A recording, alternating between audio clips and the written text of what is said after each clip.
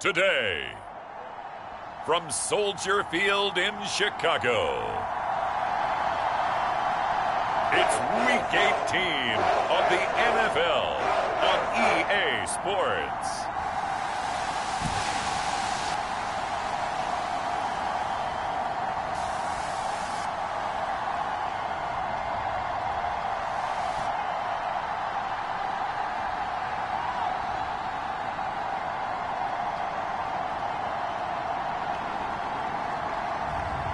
It's the Chicago.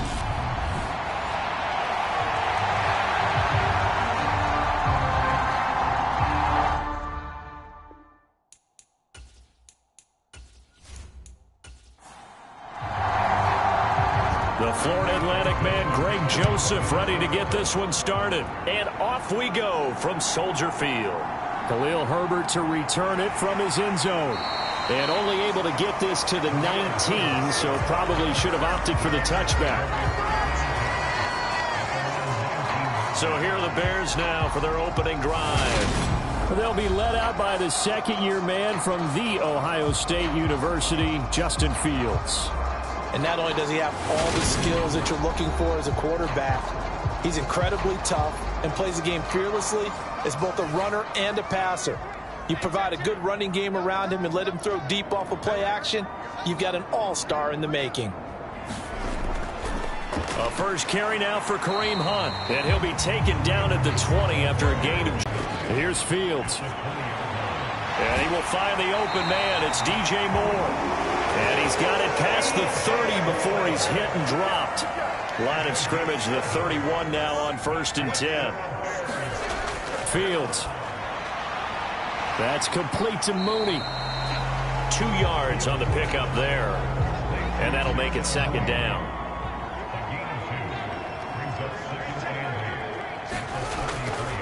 Hunt will try going up the middle. Now third down is looming. A pickup of 2 on first down and just 1 yard there. So 7 yards from the first down here as they come up to the line of scrimmage. Throwing on third down, Fields. Oh, he tries to force it in, and it's intercepted. Picked off by a Caleb Evans. And the Vikings are going to take possession of the football. Well, that is a quick lesson on how difficult this defense is to throw against. An interception on their initial drive of the ball game. Now we know why their offensive staff spent the entire week awake trying to prepare for this one, because you can't totally shy away from throwing the football. But at the same time, you're looking at them and going, where are the weaknesses? How are we going to move it? One of the top defenses in the NFL for a reason. We just saw one example right there.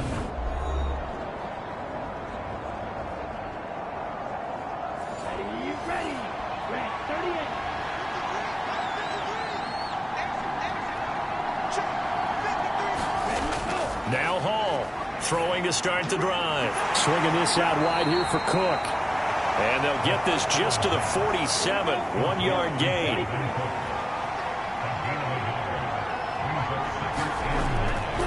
Now the first carry for Dalvin Cook. And he'll get this down only to about the 46. They'll need to get this to the 38. That's where the first down marker is here on third. Operating from the gun, Hall. Firing quickly here, and that's complete. And he'll go out of bounds after taking it a little further down inside the 40. The Vikings had 8-8 now on the year. And they've been playing their best football of the year, winners of 4 in a row. And I thought that they played pretty well last week. Their execution, their discipline, their resilience, all on display in that victory. To throw on second down, Hall. That's complete to Justin Jefferson. And they'll get 8 out of this before being stopped at the 28.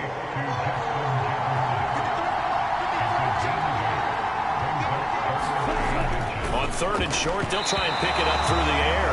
And unable to connect. If he had caught it, it would have been a first down. Instead, it's 4th. Running for it, here's Cook. And he's going to get the first down here as he's taken down at the 22. So after the conversion on 4th, here's 1st and 10 just outside of the red zone. First carry now for Alexander Madison. This will be stopped about 2 yards shy of the marker. 8-yard gain, 2nd and 2. 8 yards the tally on that first down run. Here's 2nd and 2. Now a shotgun snap as they'll look to throw.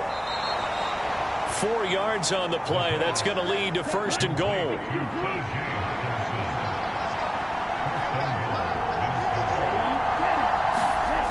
Operating from the gun. Hall. And it's caught.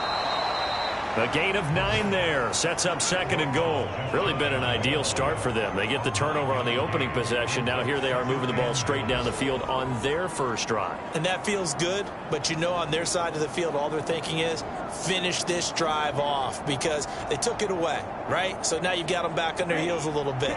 Now go down, put a touchdown on them. Look out. You've won the mental battle early in the game, and that may carry over for you. And he'll get in. Touchdown, Minnesota. His 3rd rushing touchdown on the year and 4th overall. And the Vikings use the early turnover to get on the board first here in this one. And, boy, that was a heavy set. I think they had 3 tight ends out there. The fullback, you knew what they were going to do. Yeah, they weren't trying to fool anybody at all, were they? There was none of this show you heavy set, bootleg it out. Nah. Big guys up front, hand it to the big guy in the backfield.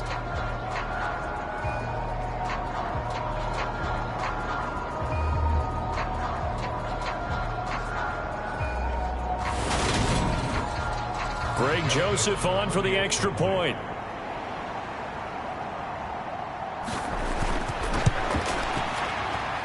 He's got it, and the Vikings take a 7-0 lead.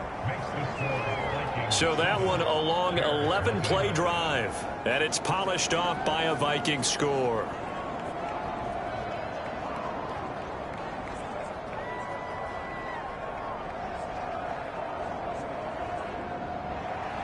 Now Joseph tees it up to kick off following the touchdown.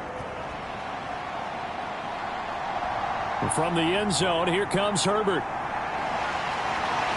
And he's up past the 20 to the 22-yard line.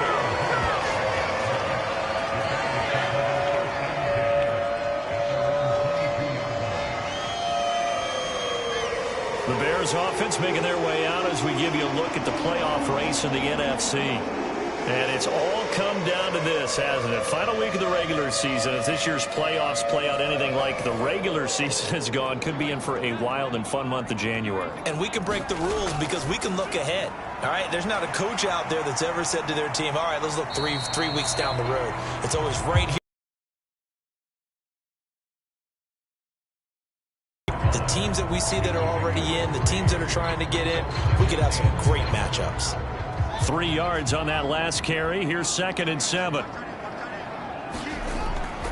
They'll give to Hunt here on the option. And up to the 35 before they're able to knock him down. It's a pickup of 10 and a Bears first down. Now that was an excellent run. And when you see that happen, that's when you're seeing guys doing their job and then some people doing a little bit more. Offensive linemen and tight ends, they're expected to block.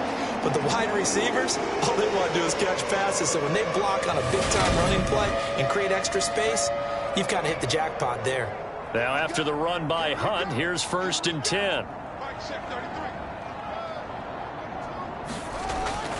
From the gun, he'll hand this off. And this defense not giving him anything there. Maybe a yard up to the 36.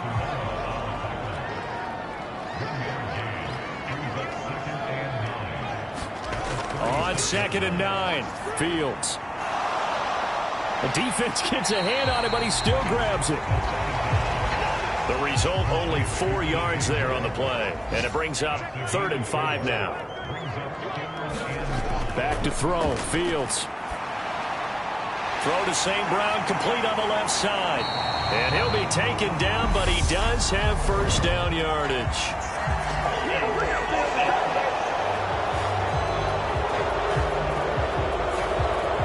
This 3rd down looking very tough after the holding penalty. 3rd and long. Here's Fields. Sliding out of the pocket. Fields hit and the ball is loose. And the Vikings pick up the football. And his crew will take over at their own 45-yard line. The start of this game has me doing flashbacks and remembering when I was playing and seeing a similar start and seeing the head coach actually take a timeout and gather the whole team around him and tell him everybody to get it together. Let's get some focus going here, because maybe he just sensed that maybe the whole team wasn't ready to play. Yeah, well, they've gone interception, now fumble. Good starting field position for the Vikings as they have it 1st and 10 at the 45. The drive starts with a completion left side, and they're going to get this to about the 44-yard line.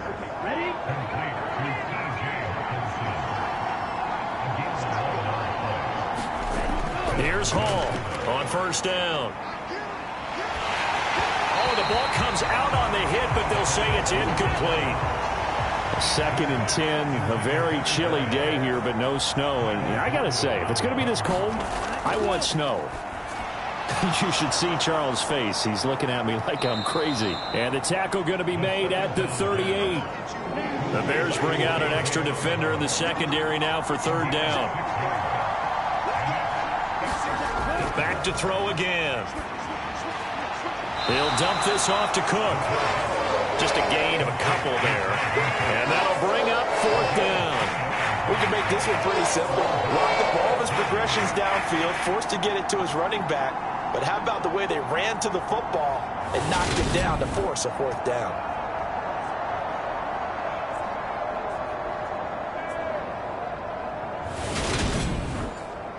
Here we go. Move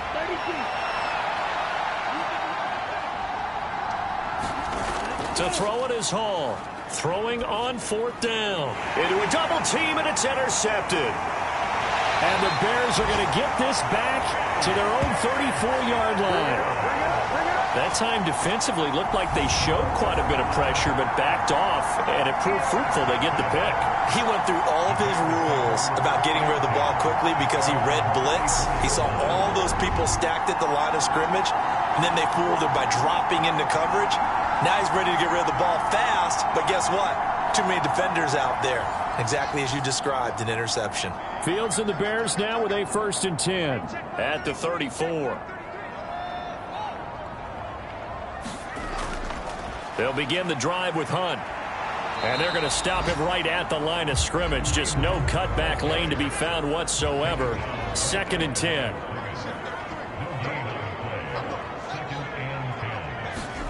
Looking to throw on 2nd down, Fields. And this will be caught by Mooney. They get 6. That'll leave them with 3rd and 4. In search of 4 yards here to pick up the 1st down. From the gun on 3rd down, Fields. And this is going to be incomplete. On 4th down, here's Brett Kern to punt the football away. He was called on 3 times in the win last week as his first one here's away.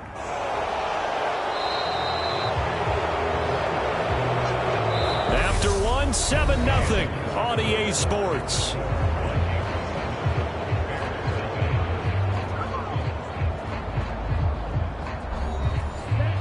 Here are the Vikings now to start their next drive.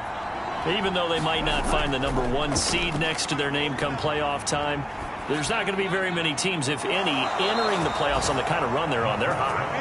And I love that word, hot, because every team in the league wants to go into the playoffs on that uptick. Because a lot of the time you serve notice to the rest of the league that, hey, we're the team you need to deal with. We're the team that's going to be a real problem for you. And if they can continue this streak, they could very well be that team and gain that confidence that they're seeking as they head to the playoffs. And confidence, that's the word I would use from our meetings with them. They said we're playing our best football right now. It is showing. 1st down, here's the run with Cook. And give him about 5 as he gets this up to the 48-yard line. These two teams, you may remember, they met in Minnesota earlier in the year with the Vikings coming out victorious. So they're looking for the series sweep here in Chicago. After the pickup of 5, here's 2nd and 5. They'll try the wide side with Cook. And they're well past midfield, just a yard or 2 shy of the 40. It's a gain of 11 as the Vikings pick up the 1st. We use the word relentless a lot with guys who are aggressive on the field. In this case, it really fits, doesn't it? How about his ability to break tackles and his feet never stop moving?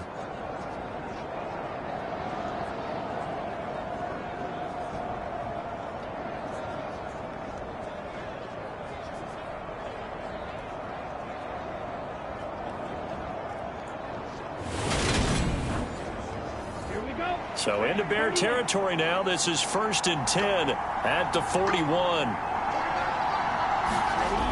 Operating from the gun. Hall, complete. Jefferson the target. And he's going to be taken down at about the 33.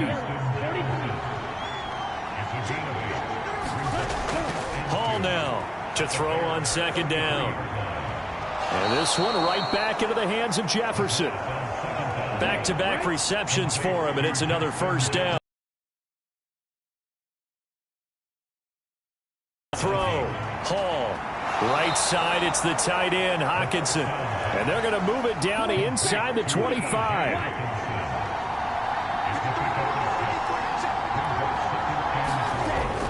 Again, he'll drop to throw. On the throw, led him too much that time. It's incomplete. And this offense on 3rd down today, just 1 for 3 thus far. This is 3rd and 4. He's got his man, T.J. Hockenson. And they'll get this down to the 10. They're able to convert on 3rd down, and that sets up a 1st and goal. And in a lot of ways, that catch is expected. Red zone presence.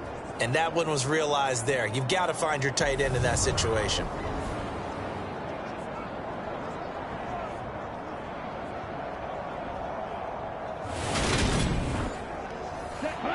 Yellow, 22.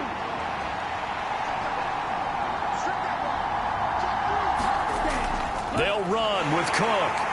And they go the wrong way on this one. Losing yardage back at the 12. That's going to go as a loss of 2, and it'll be 2nd down. Pretty straightforward play there by the linebacker. He saw the run, went with straight-ahead pursuit, and dumped him behind the line of scrimmage.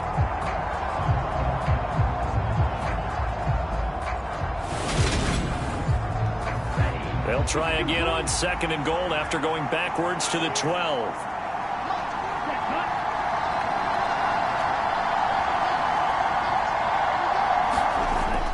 Back to throw. Hall. And he will find his man on the end route. Complete. The catch good for 6 yards, but now it's 3rd and goal. It's a game of matchups, and that's why you take your receivers and move them around a bunch, especially your best guys. And when they work out of the slot, you often hear the coaches talk about how great it is because it gives you a two-way go. You can break out or you can break in. That makes it hard to defend. They'll look to throw on 3rd and goal. And it's caught in the end zone for the Viking touchdown by Justin Jefferson. A great play there. His 5th touchdown now on the year. And the Vikings have taken a 2-touchdown lead now.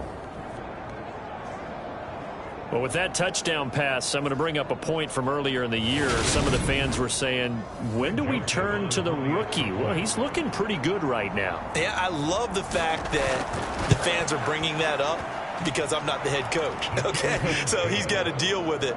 But I think it's a legitimate question. With the way their season is going, I think now is the time to turn the page and let him get some starts before this season is over.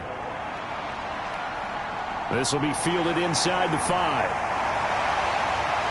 And he takes this near the 25. Just a little pass there. Call it the 26. So it's all down to this, Week 18 on the NFL schedule. And that means that once we sort things out, we'll all be set for our 2nd ever Super Wild Card weekend, which I think everyone agrees was a runaway success last year. We got 2 games coming up on Saturday, 3 more on Sunday, and then we'll put a bow on it Monday night. Now the result here, a pickup of 8. Leaves him with 2 to go on 2nd down.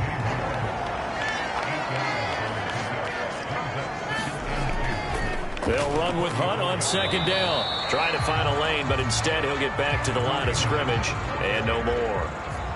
Coming up here looking for 3 yards to pick up the 1st. They'll try to run for the 1st down with Hunt. And he'll be brought down right around the 37. And they pick up the first down there with a gain of 4. Well, that was big right there because they're in the bottom 5 in the league and converting on third down. They needed that pickup in a big way. There were 2 things they said they wanted to win in this game. One, the turnover battle, and the second, third down conversions. So they got one there.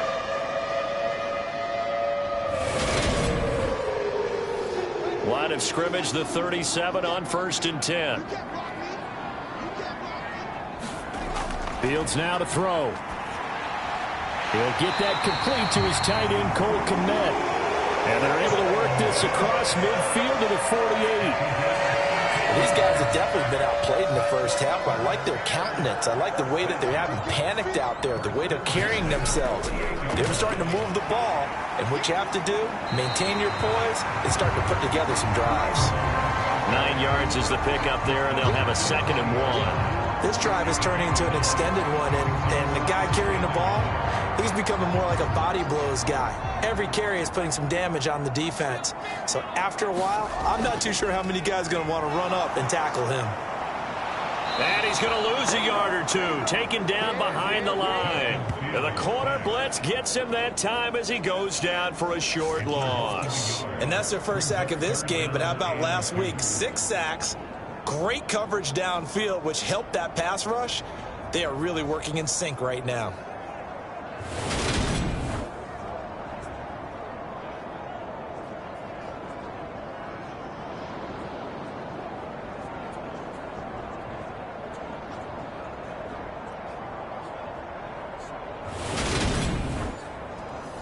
Trying to keep the drive going here. This is play number 7 on 3rd and 2. Handoff up the middle, Hunt. And he's able to get it to the 33. Good enough for a first down. The drive stays alive. A 3rd down gain of 8. I think they like this drive a little bit better there, partner. Running game helping out, picking up some of the slack.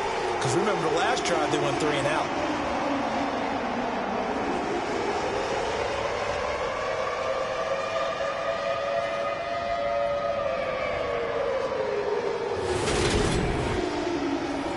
This offense finding its legs now. Here's another 1st and 10. They run again with Hunt. And this carry not as productive. He's swallowed up at the line of scrimmage. So after the run for no gain, here's 2nd and 10. Now it's Fields. That's complete right side to Kmet. That helps the completion percentage, but not much else, and now it's 3rd and 10. Now, right where this set of downs started, they need a full 10 here to pick up the first down and move the chains. On the move to his left. And he will not make it back to the line of scrimmage as he's going to be taken down. Multiple players getting home for the 1-yard sack. This offense continues to shoot themselves in the foot, and here another sack. All game long, we've seen missed assignments, which have led to turnovers, sacks. This group has not played well at all here in the first half.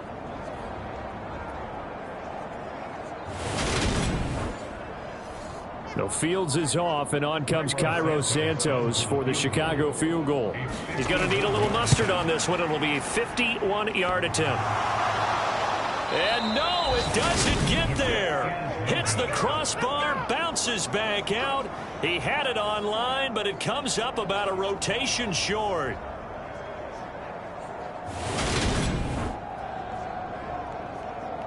And now out comes Minnesota as we grind toward the end of the season here, and they haven't had the season that they had hoped. So let me ask you to play GM. Where might they look to make some changes? I think when you look into the upcoming draft, think hard about them drafting multiple offensive linemen. They've got to get stouter up front.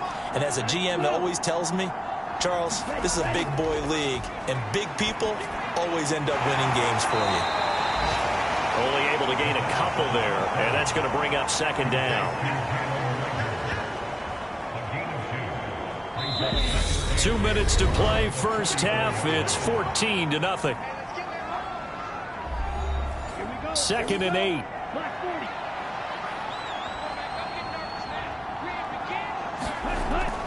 Operating from the gun. Hall. Catch is made by Hawkinson, the tight end.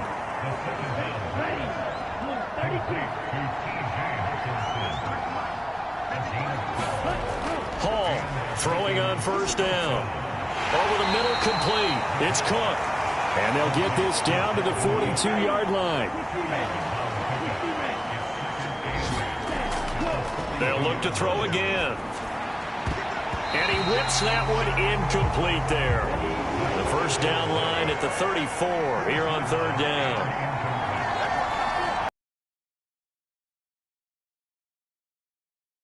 To throw.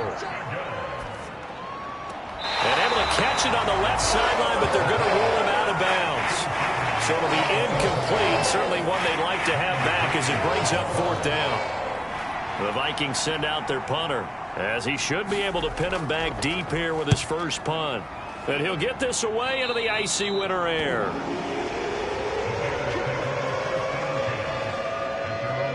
The Bears going to take over now late in this first half. And Charles, you're down multiple scores, less than a minute left here. But with that deficit, they've got to try to at least work their way into field goal range to try to muster something out of this drive. And I'm going to go ahead and date myself one more time because I'm going to quote an old Smokey and the Bandit lyric. They've got a long way to go and a short time to get there. But they still have time to get it done. So I'm looking forward to watching them mount this drive and see if they can get some points out of it. On 2nd and 10, Fields. They'll go screen here to Hunt. He's got this almost to the 40 before going out. First down for the Bears, a gain of 15. And this pass rush has really been bringing the heat and has already gotten home a few times here in the first half. So how about the play call there? Sometimes if you can't protect, you've got to pull them. Screen passes like that can take a little steam out of what's been a relentless rush so far.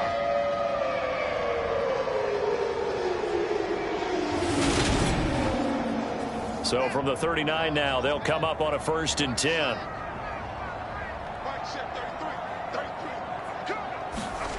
To throw is Fields. Another completion here to Hunt. And he's out of bounds just before the midfield stripe at the 49. Right back to him for 10 more and a first. Another catch for him there on this drive, Brandon. And it looks like they're going to utilize him out of the backfield any way they can. And that time they pick up a first down. So now on defense, you assign a man to him and try and cover him before he gets going.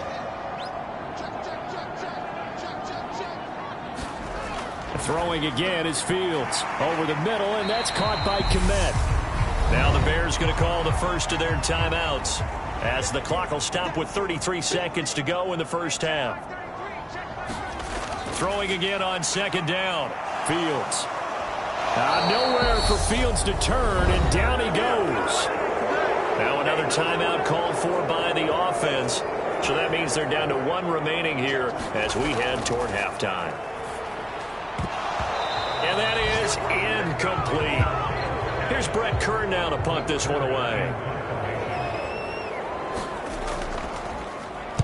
And the kick's away as he angles this one for the sideline. And this punt goes out of bounds, and it'll be marked inside the 40. And the Vikings going to take over here one more time before the half. And with good starting field position and 3 timeouts as well in their pocket, no reason not to try and put a late scoring drive together. Good starting field position for them as they come up 1st and 10 at their 36-yard line. He's going to get this one down to Cook.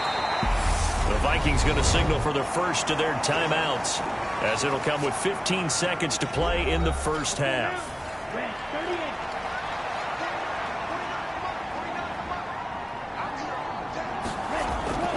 Now Hall looking to throw on 2nd down. Now a timeout signaled for, and they'll get it with 10 seconds to go before halftime.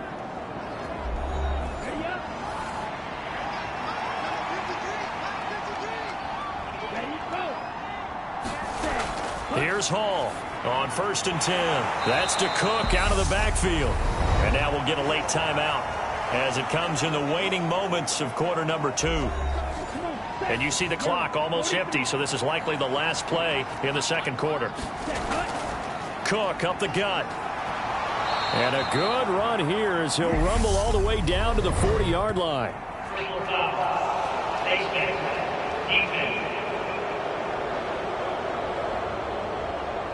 So the hand got inside the face mask that time. Looked like a pretty easy call.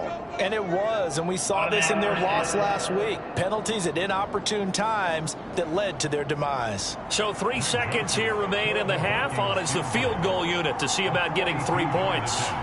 This from 42 yards out.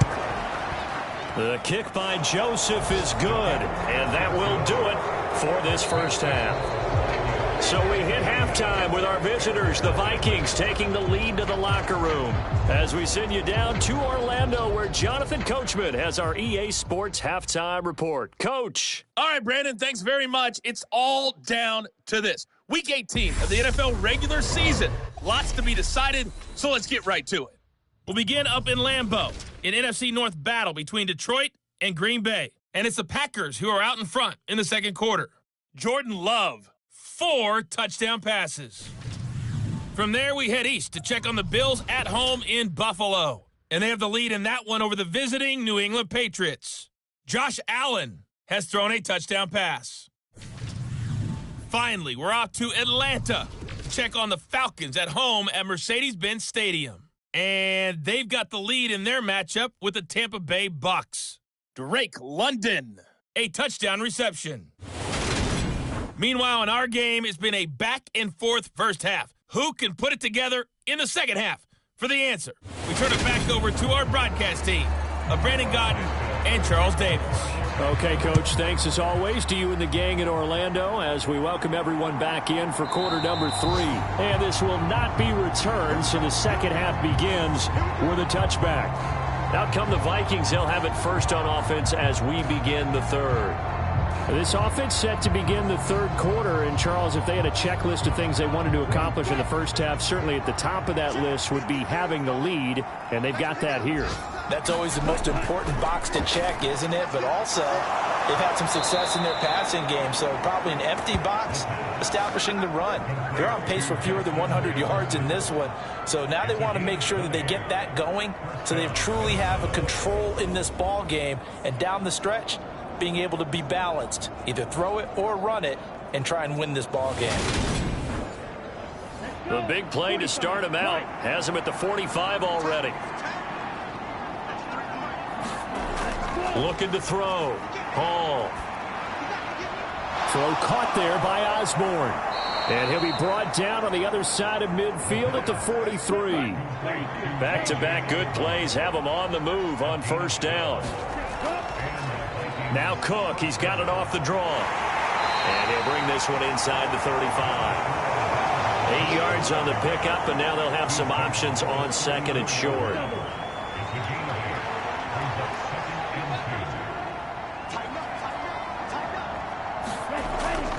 Here's Cook again. And this time not quite to the 30. It'll be down at the 31-yard line. Line of scrimmage, the 31 now on 1st and 10.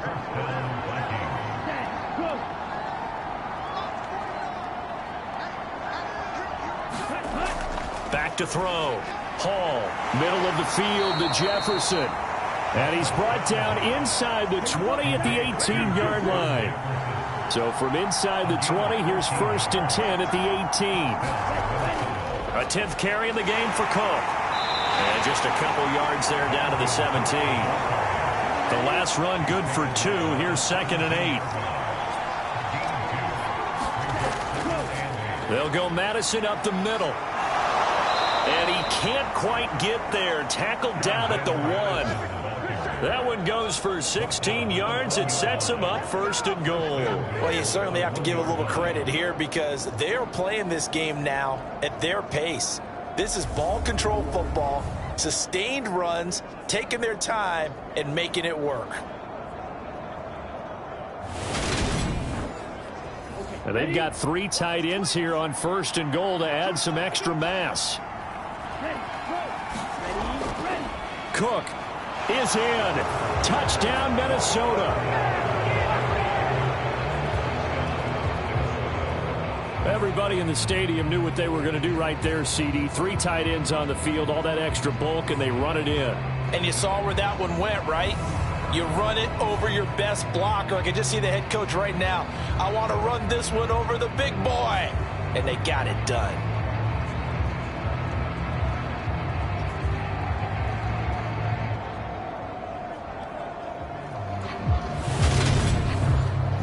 Joseph on for the extra point.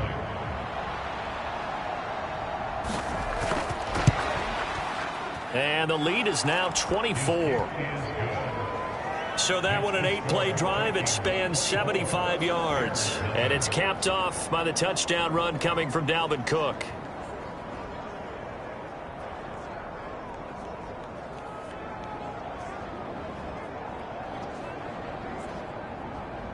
Now Joseph tees it up to kick off following the touchdown. Take it in at the 3. And he'll take it up past the 25 to the 26-yard line.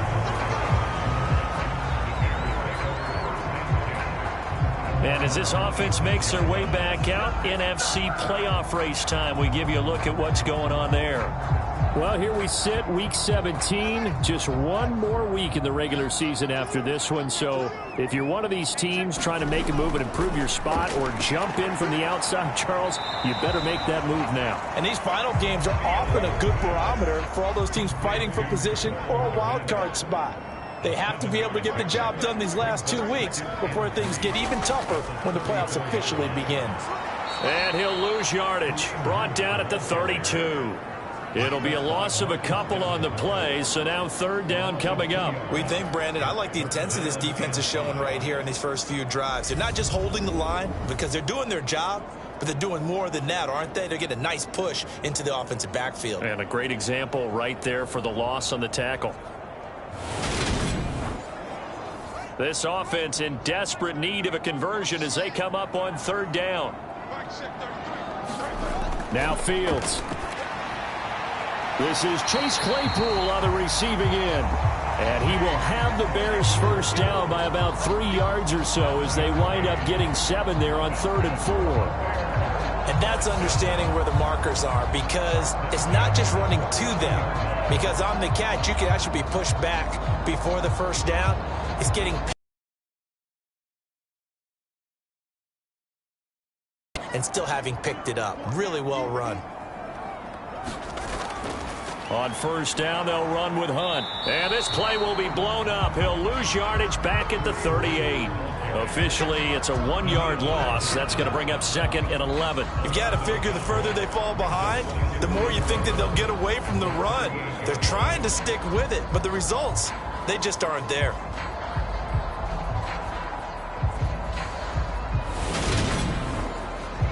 So after the loss of a yard, they'll look to push forward here on 2nd down and 11. Looking to throw. Fields. Open man is Kmet, the tight end. And getting this just shy of midfield. They'll spot it at the 49. 2 first downs have them up near midfield now on 1st and 10. They'll give to Hunt here on the option. And not a whole lot of room to operate there on the first down run. He gets maybe 3. The last run got 3. Now here's 2nd and 7. Back to throw. Fields. Sends it to the sideline, and Mooney makes the catch. The 8th play of the drive coming up. It's 3rd and 3. From the shotgun, he'll look to throw. He'll get that complete to his tight end, Kmet. And he will have the Bears first down, and he was able to get it by plenty. A gain of 8 on 3rd and 3. As an unbiased observer, I think it would have been interesting to see what they would have done if they hadn't gotten the first down there. But since they did, I guess the point is moot. And they're right there in that middle ground, field goal range, punt, go for it. But as you said, they picked it up. Still in search of their first touchdown of the game, but they're on the move. 1st and 10. Looking to throw. Fields. And he lost the football. And the Vikings pick up the football. And the return stops at the 39-yard line. Well, if these guys wanted to get back in this game, they needed an almost perfect second half. And down 3 scores, a lost fumble here certainly doesn't fit into that plan. It reminds me of my plan in college to get an A on the papers I turned in, but that didn't work out too well either. Too many mistakes by both of us. I mean, that's just pure and simple. And that's why that's exactly where they are in this ball game. They're going to need a huge turnaround if they want to try and win this one. To throw it is Hall. Following the fumble recovery, he'll throw. So the completion good for 7 there, and it'll be second down. Nice rhythm throw there on first down. He located his tight end, made it a nice easy pitch and catch. Hoping he can break a tackle or two. Wasn't able to do that there, but still good yardage.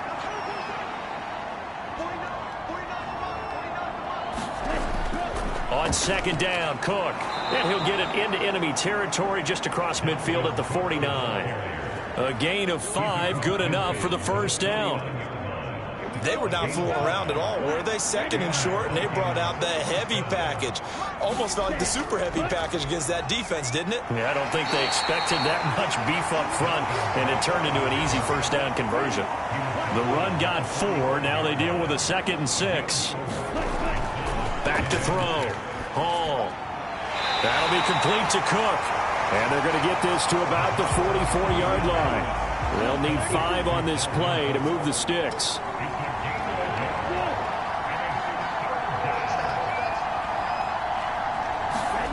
Hall now from the gun on third down. This one caught by his tight end, Oliver. And he's going to be taken down at about the 33. Well, a lot of times when you get a manageable third down situation like this, you have to think about your tight end, and he comes through for him, picking up the first down.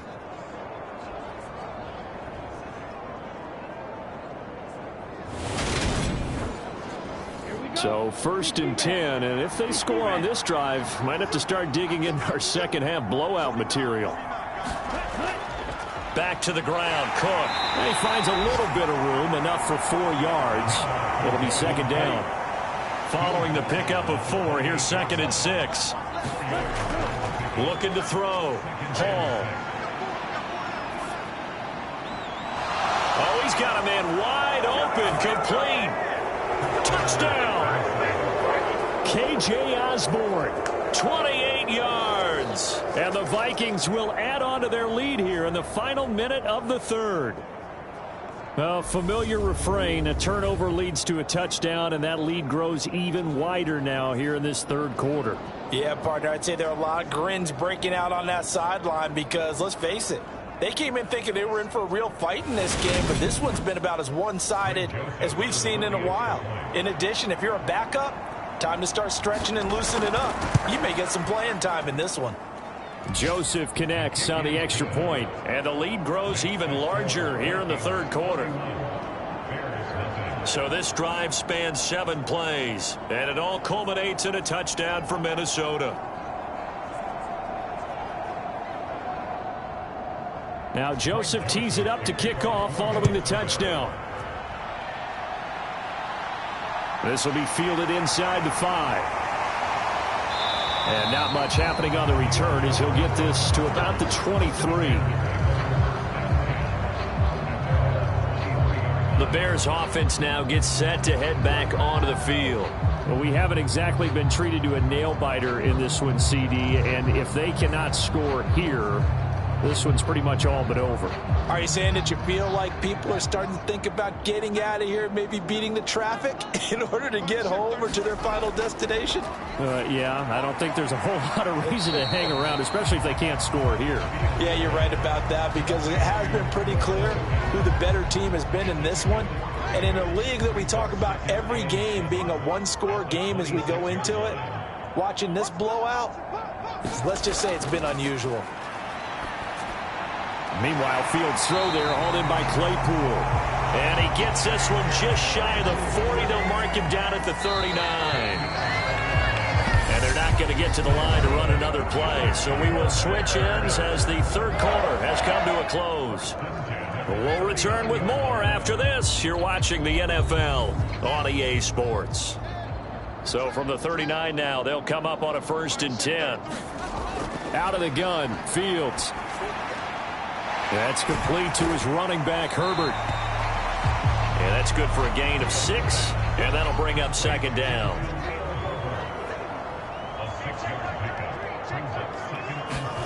Again, Fields. And he will slide to a stop. He does have the 1st down. 2 first downs have him up near midfield now on 1st and 10. action. It's Fields. And that'll be knocked away. It's incomplete. An incomplete pass on first down. That leads to a 2nd and 10. Fields. A quick throw knocked away. It's incomplete. This offense so far on 3rd down, not quite 50%, 4 for 9. This is 3rd and 10. A shotgun snap, Fields, and that is incomplete. Oh, he did everything but hold on to it, but a nice play defensively, and now it brings up 4th down. 4th down, Fields has to have this one. And it's going to be batted down. It will go the other way with a football. The Bears tried it on 4th down, unable to convert. And the Vikings, they have the football now in excellent field position. Well, they've clearly made a conscious decision here to be more aggressive in the late stages of this game here in the 2nd half. And I get it. In this situation, if you want to be aggressive out near midfield, you feel good about your defense maybe, or just, hey, I thought I had a proper play call. But how about the guys that just stopped them? How good do they feel right now? Hey, you want to go for it here? We shut you down? They're over on the bench right now feeling great. 56 yards on the ground for him so far. 6 yards on that last play. Here's 2nd and 4.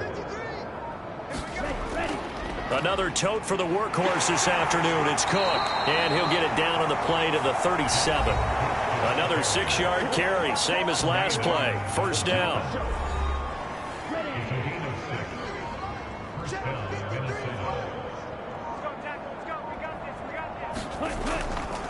Again, it's Cook. And they'll get him down after a pickup of 8. 2nd and 2.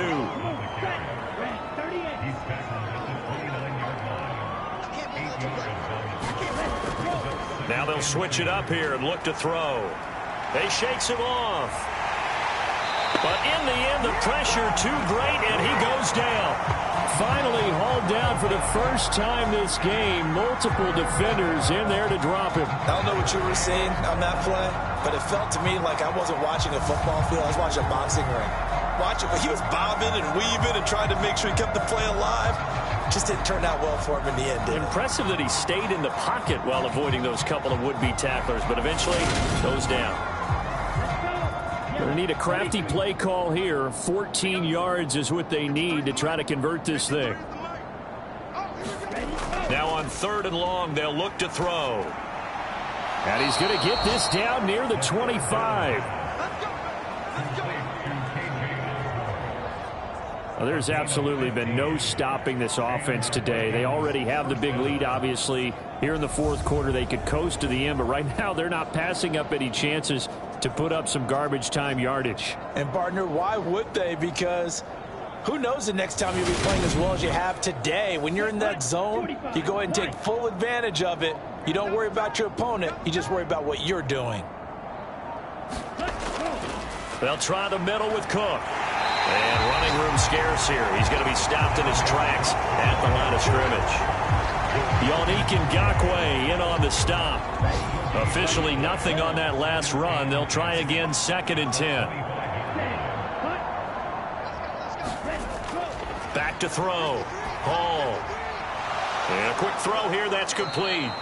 And he's going to be brought down at about the 16.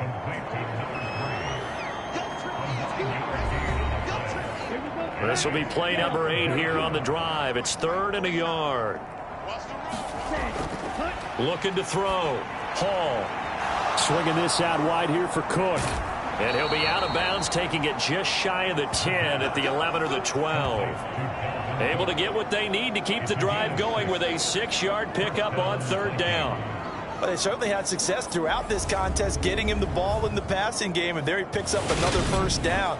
Whatever they saw going into this one, they've been able to capitalize on it, and no adjustment has been made to take it away.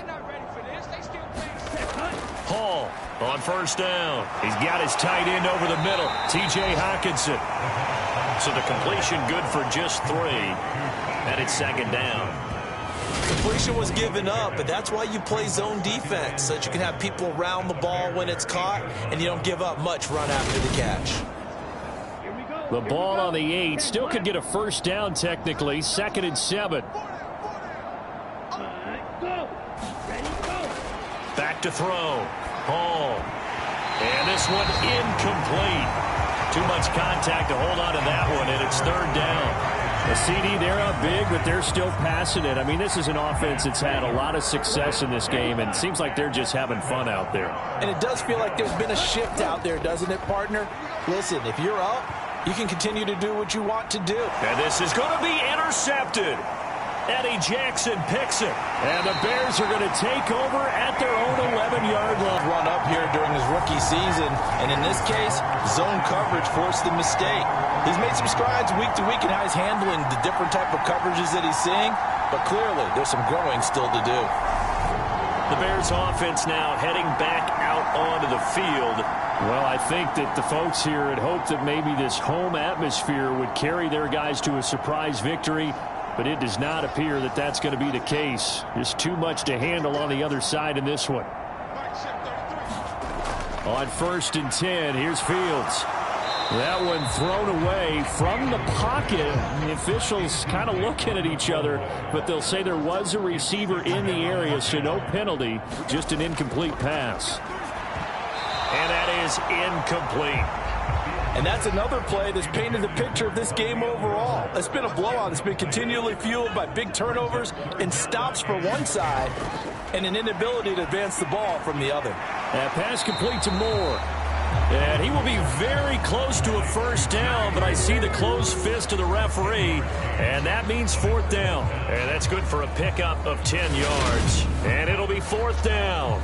Well, it wasn't a big strike, but that completion put them in really great range. What do we have now, 4th and inches? Yeah, it's not more than a half a foot. You know what I would do here? You would always go for it. I'm one of those guys. And here we go on 4th down, Fields. And it's incomplete. They cannot convert, and they turn it over. The Bears tried it on 4th down, unable to convert. And now possession's going to go over with a football at the 20-yard line. Oh, the lonely punter inside their own 20 figured for sure they were punting this away. They did not, and the move does not pay off. You think someone put up the stop signal when he started to trot over the sideline? Nope, no, son. We're going to go for it here. Usually when you see a team do these types of things, it's because they're so dominant that they don't believe that they can get beat. This is much more of what you see in a high school game, maybe some of those mismatched college games. But in the NFL, any given Sunday is a phrase they take seriously. And guess what? That was probably going to backfire. Here's 2nd and 9, just a yard on that last run. Now a shotgun snap as they'll look to throw. He'll dump this off to Cook. And he'll go out of bounds in the red zone just inside the 20.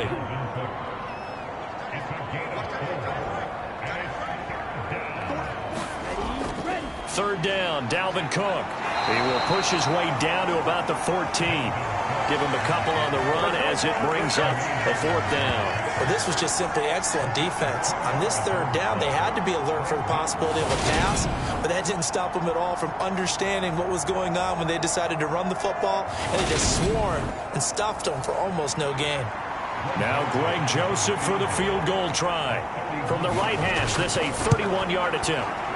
Joseph's got it, and that will extend their lead even further.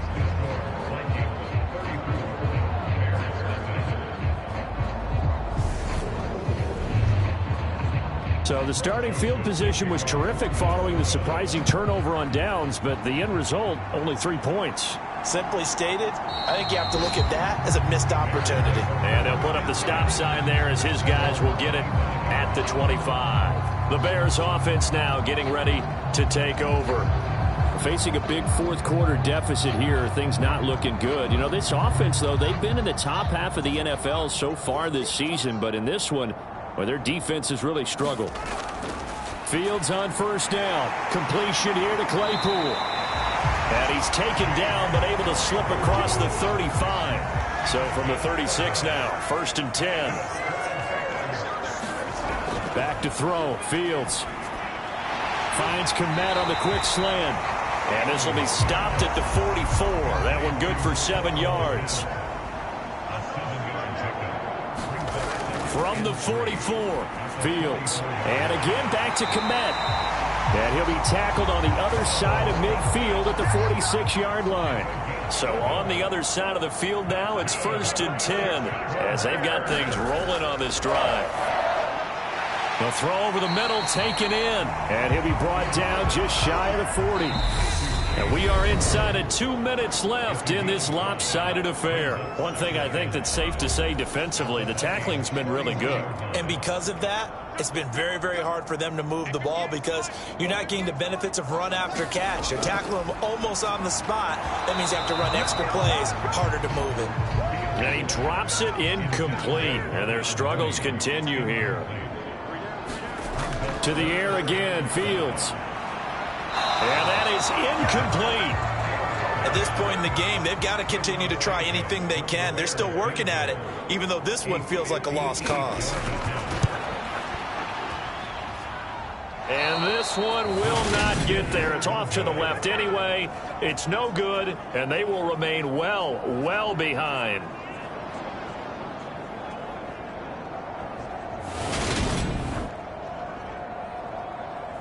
Now the Vikings offense gets set to take over here. And this one has gone pretty well to form. They've come in, had little problem thus far, and now they'll try to polish things off in the 4th. Here are the Vikings now to start their next drive. And it's looking all the more likely that a 5th straight win is going to be in the cards. They'll try to run some time here with a 1st and 10. The last run got 6, now 2nd and 4.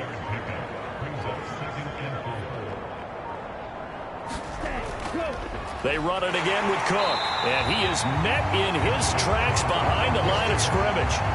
It'll be a loss of a full 3 yards there, and it also brings up 3rd down. I have zero rooting interest in either team in this game. I only want a good game.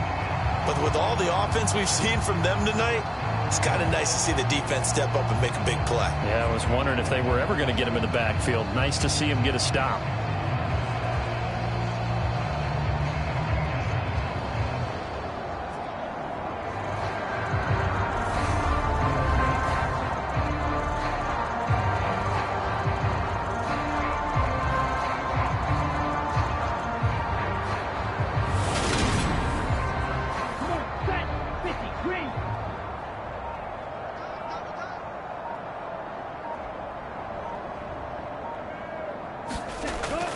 Third down, here's a run by Cook. And they will touch him down, but not before he gets the first. 84 yards rushing for him so far as his terrific season continues here.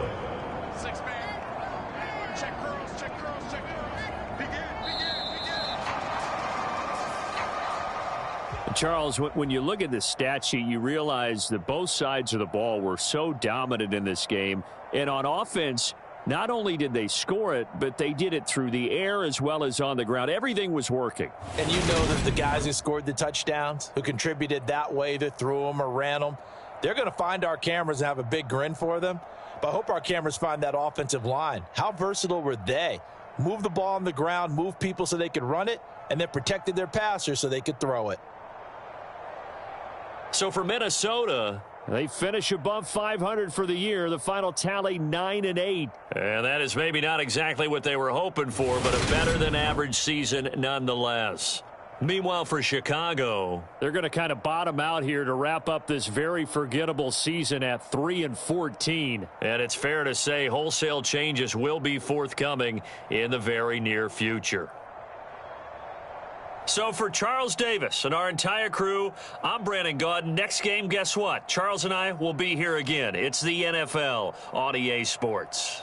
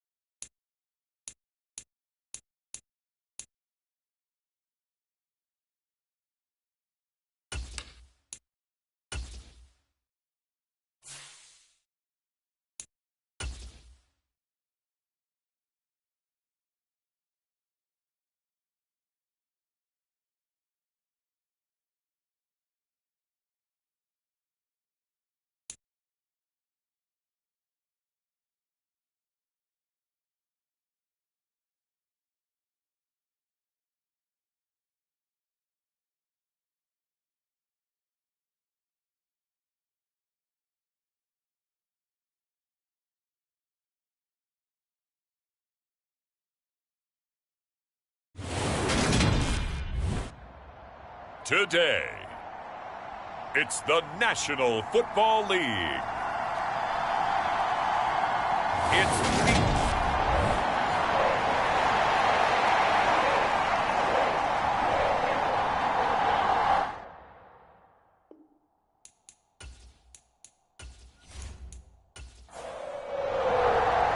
The first quarter of the season already in the rearview mirror, and off we go in Week 5 on EA Sports. And this will go as a touchback, and they will begin things at the 25. The Bengals offense here ready to rock and roll. Joe Burrow is the man at quarterback. He had the numbers of a game last week that if you win, you talk about him being a gritty guy, managing the game, getting it done. But they lost. So obviously 2 interceptions, 1 touchdown pass, that's not going to be good enough. Got to get that changed around.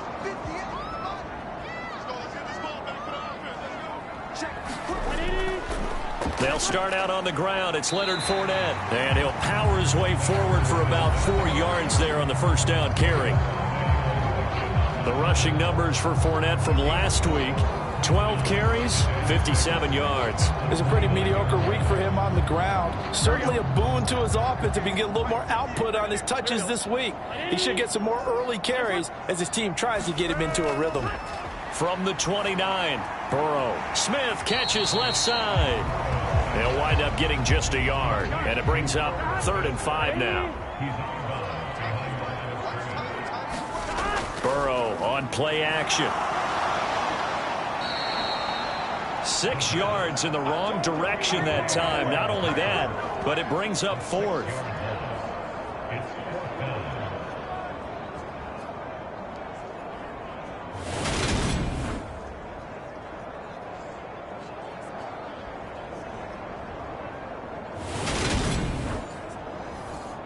The Bengals bring out their punter now. He'll kick it away after a 3-and-out on the opening drive of the game. He punted 4 times in the loss last week as he gets this one away here. It's just a 30-yard punt that time, no return. And the Colts will go on offense here, 1st and 10. So now we'll get a look at the other offensive unit as they come out for their first possession. And they will be led out by their 6'4" quarterback. And they are in rhythm on offense because of him. I mean, right now he's got everything going the way he wants to, finding the receivers the way he wants to, looking over defenses. No interceptions is the number I lock in on. Before a touchdown pass isn't so bad either. Yeah, what a game he had last week. And seeing no options, he just tosses this one away incomplete. Now that'll bring up 2nd down. Here's Richardson to throw. Steps away. Now he's going to get this all the way down inside the 35. Big yardage there on the scramble. It gets him a 1st down. I am willing to bet that he got a monster grin on his face when he saw what was happening. Man coverage was so committed to denying a big throw that it pulled attention away from him, and he had an easy lane to hit, and hit it he did.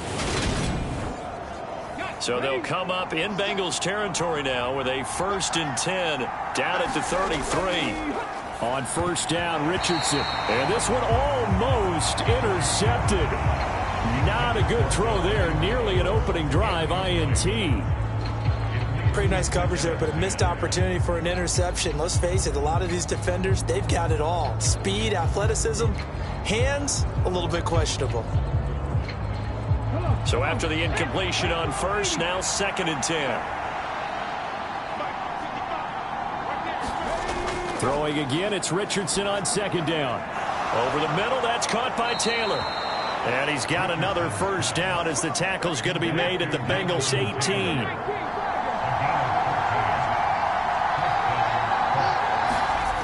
Inside the red zone here, they'll look to throw. And they corral him just a couple yards shy of the end zone. It'll be a gain of 16 for number 16. Some think that teams really won't throw a slant route unless you have a receiver that has a lot of stature to him.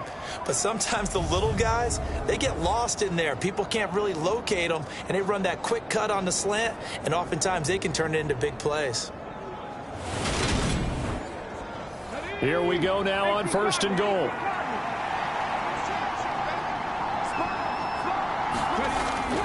Taylor is going to take this one in for a Colts touchdown. Just power football there down near the goal line. Give it to him. He's able to push his way across. Yeah, they went heavy there. Sometimes you have those big offensive linemen come in, have to report like they're eligible, but all they're doing is getting a good stance, blocking, and getting their runner across the goal line.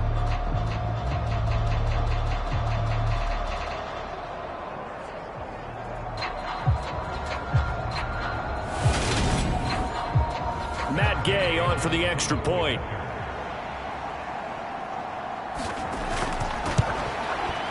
And this is good to make it 7-0 Indy.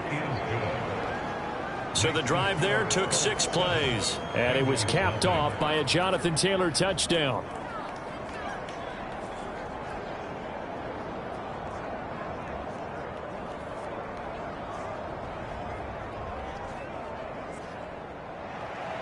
After the touchdown, it's Gay to kick this one away.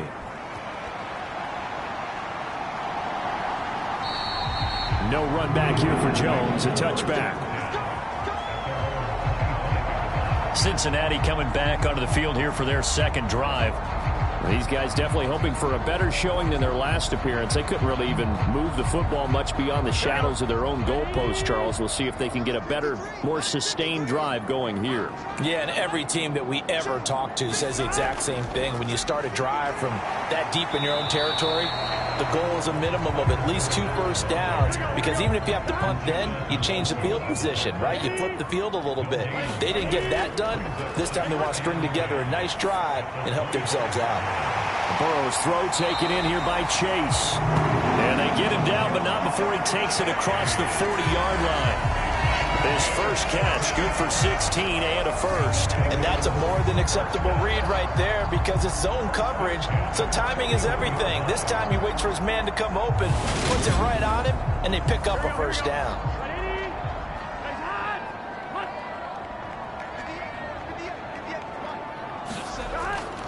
Fournette, a first down carry. And he'll manage to pick up about 4. It's second down.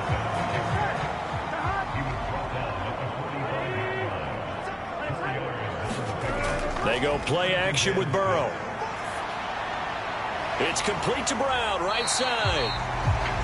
Short completion, just 4 yards. And that'll leave him with a 3rd and 2. Well, this defense for the Colts, they were terrific in the win over Tennessee a week ago. And the big difference in the ball game, their ability to force turnovers, 3 of them in fact. Being able to take the ball away, give it back to their offense, that's something that's emphasized each and every week, and they carried it out. They'll try and run for it with Fournette. And Fournette trying to power his way forward, but I don't think he got there. No gain on the play there. A nice job defensively, and it likely forces a punt situation on 4th. I apologize in advance, partner, but the beefeaters on the interior of this D-line, you just know they were licking their chops on 3rd and short. And yes, they were rewarded with a tasty dish, stuffing that one short of a first down. The Bengals bring out their punter now, as he'll kick it away for the second time. And he'll get off a fairly short kick here, as this is toward the sideline. And no return possible here as they angle this one out of bounds. Here comes Jonathan Taylor and his teammates. Whatever he was doing in September, they're hoping that that carries over now to October, because he was sensational last month. He absolutely was, and we all know where it started, at the end of last season, right? All the offseason preparation, the weight workouts, the sprints, right? The vision that he had, what he was going to do this season. And, of course, it all came together with the rest of the team. Those big fellas up front, leverage, and, boy, they get downfield creating extra blocks for them. They really are. Everyone's been doing their job so far to create those holes. Richardson off the play fake. Looking for Campbell downfield. And that's going to be incomplete. Good effort there trying to take a shot, but it's 3rd down. On 3rd down, here's Richardson. Caught by Woods. And he's going to be stopped here a few yards short of the first as the tackle is made at the 33.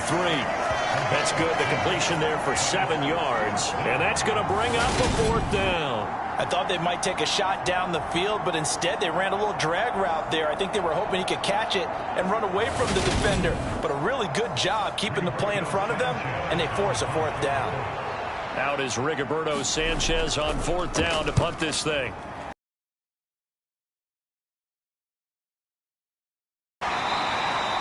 So possession goes over here on the punt. And the Bengals take over 1st and 10. Now the Cincinnati offense ready to see what they can do here.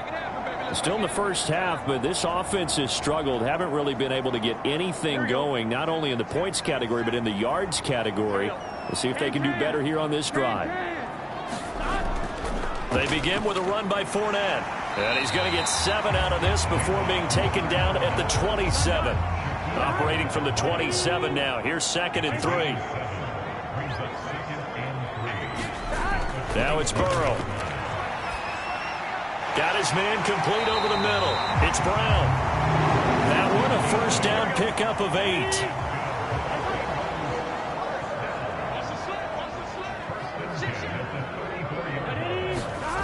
Here's Burrow setting up to throw it.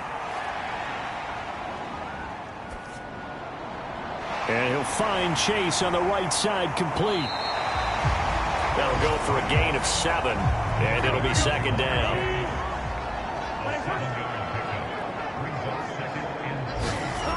They're passing here, Joe Burrow. And the catch made, it's Tyler Boyd. And they'll get him to the ground. He has another 1st down at the Colts 43. The Bengals passing game finding a rhythm. They've got another 1st. But one of the ways the quarterbacks keep all the receivers alive in a play, never lock in on any one guy. Make sure you keep your eyes moving, scan the field.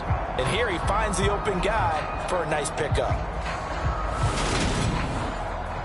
Now from Colts territory, here's a 1st and 10 at the 43. Play action. It's Burrow. And he'll get that to Fournette, complete. And they're going to work this down to about the 32-yard line. From the 32 now, here's 1st and 10. Up the gut, Fournette. And he'll lose yardage. Brought down at the 32.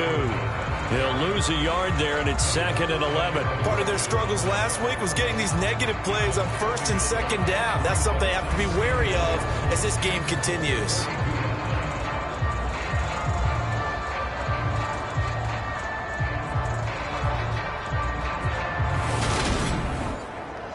Maybe just a slight detour on what's been a strong drive. Here's 2nd and 11.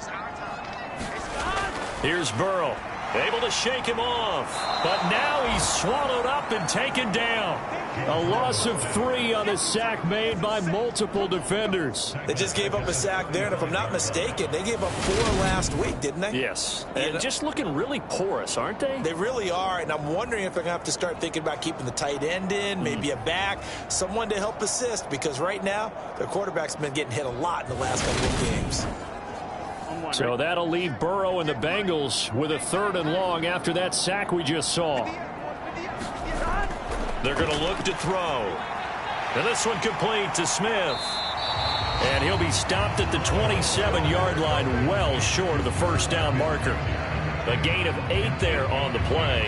And that's going to make it 4th down. Brandon, a good idea there on 3rd down. Run a little clear out and hope you can get your receiver the ball coming across the formation. Nice design, but well played defensively, and they stop him well short. So on 4th down, off goes Burrow. On comes Evan McPherson for the Bengal field goal. This from 44 yards out, left hash. McPherson's kick is good. And they are on the board, but still trailing. It's 7-3.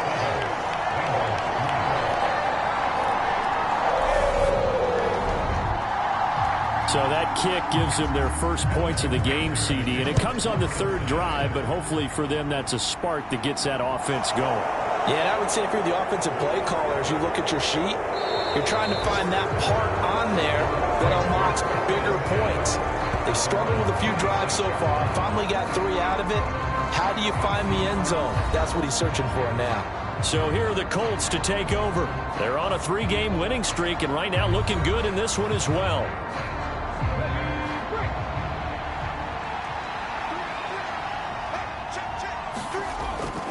They'll run with Taylor to begin the drive. And a powerful stiff arm. It frees him. And he's got this almost to the 40 before going out. Give him 13 yards on the opening play of the drive and also give him a first down. Usually we see runs like this as the defense breaks down later in the game, but this guy is setting the tone early, running through all types of tackles and put the defense back on its heels.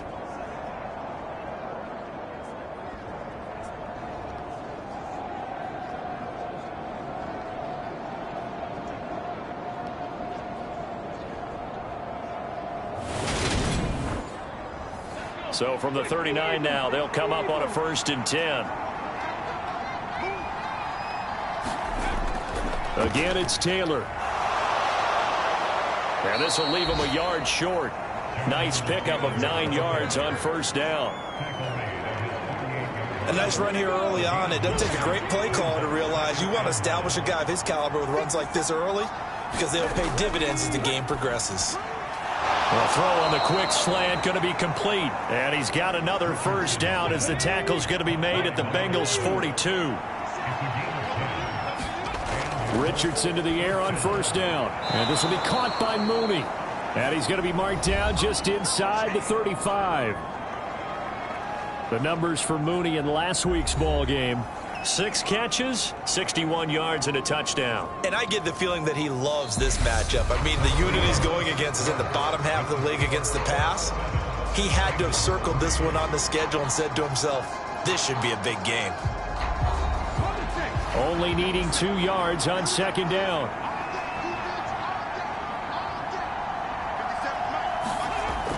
They'll try the left side with Taylor. And he works it to the 30-yard line here, right at the 30.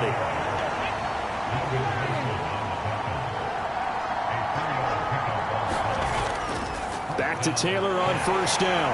And he's going to take this ahead for right around 3 yards, but no more than that. 2nd down. Balled it to 26, 2nd and 7. Now Richardson. Quick slant here to Woods. And they're going to get this down inside the 20. So here's a 1st and 10 now, down inside the 20.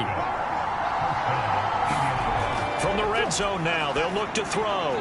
Looking for Woods again, and he finds him. Down he goes at the 10 with a solid pickup of 8. Such a tough position to defend near the line, even when you add a second defender. But the big man shrugged off the extra body and made the play call a success. 2nd and 2, 1st down marker at the 8. On 2nd down, it's Richardson to throw it. And he rifles one incomplete. After the incompletion, here now, 3rd and 2. Back to the air with Richardson. And this time he's got the hook up. It's complete. And he'll be taken down, but he does have 1st down yardage. 3 yards there, good enough to keep the drive moving. Got to say, I was a little surprised to see him, Charles, come out in the shotgun on 3rd and less than a yard. Yeah, but the way the NFL is nowadays, we hardly ever see anyone really run for it on short yardage. So they're going to throw the football more times than not. That was a nice, easy rhythm throw right there, and they pick up the 1st down.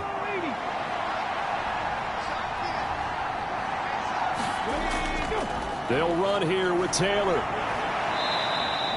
It's a gain of a yard, and it'll set up 2nd and goal.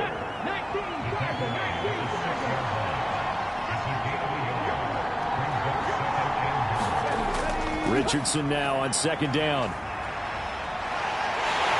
Well, that'll be incomplete. Oh, he took a shot as he let that go. And it's going to bring up a 3rd down. Richardson now on 3rd and goal. Got a man, and he hits him in stride. They're able to hold him to 3 there, and that leads to a 4th and goal. So much about this game is just understanding situations and then having to execute, isn't it? Guard the 1st down sticks. Don't let them get there. And they rallied and made the tackle.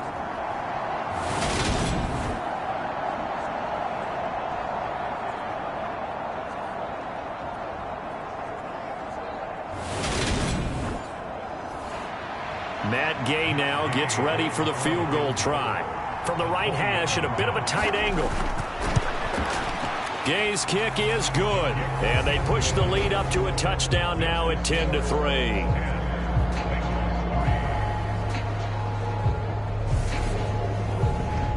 So a long drive gets them down inside the 5, but ultimately they settle for just the field goal. And I have to think that if maybe they were a yard closer, that would have made their decision tougher, and I think they likely would have gone for it. But in this situation, they just decided to take the 3, and I think it was a smart move. The Bengals getting set to go. It's been very much a slow start for them. 3 drives and just the 3 points, CD. Yeah, if you're into the points per drive ratio, that answer is 1. And that's not going to get it done in a ball game. They've got to find a way to finish these drives in end zones, not having balls go through goalposts. Pass to 20 for a short gain, 2nd down. Here we go.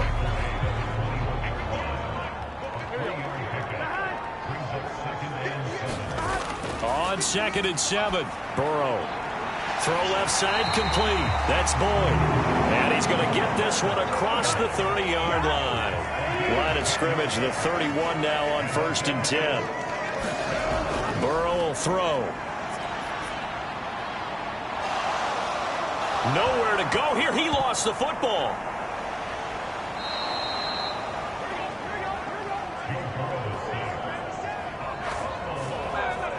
A lot of bad news on that play for them, wasn't there? Lost the football, lost a lot of yardage, but I think the good news outweighs it. Able to retain possession. That was big for them.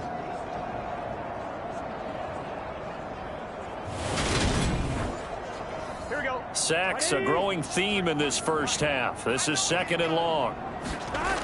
Now it's Burrow. Over the middle, that's caught by Chase. Well, they get 16 out of that one, but they'll still need to convert on 3rd. Now the Bengals on 3rd down. 0 for 3 to this point. They could use a conversion. This is 3rd and 10. And this pass broken up. The contact well timed there, and now 4th down. The Bengals bring out their punter now as he's on to kick it away. He's been a busy man here in this first half as he gets it away. They call it 38 yards on the punt, no return. And out will come the offense as they take over. Now Jonathan Taylor and the Colts offense retake center stage. He's been good. His guys are winning. So far the recipe working here in the 2nd quarter. And he doesn't like to just tote the rock. He wants to carry his team on his back. And that's what he's done throughout this game. Yeah, he's done that. He'll be hoping to continue that trend.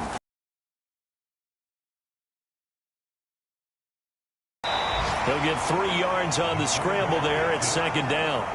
Brandon, once that one broke down, there were only so many options left for him to take. Fortunately, only 1st down, so he smartly got the yardage he could get and didn't worry about trying to turn it into a bigger play and end up taking a bigger loss. Here, they hope they can regroup and get something different going here on 2nd down. On 2nd down, it's Taylor. And he'll scratch out a yard up to the 30, and that's all. A nickel look now for the Bengals as they try to stop him here on 3rd down. Richardson. And he's got the hook up here. It's Woods. And he is going to have a Colts 1st down as they're able to get the 3rd down conversion. I know the halftime's approaching, but I don't think he's going to want to take a break. That's his 5th catch. Yeah, they've really been targeting the tight end.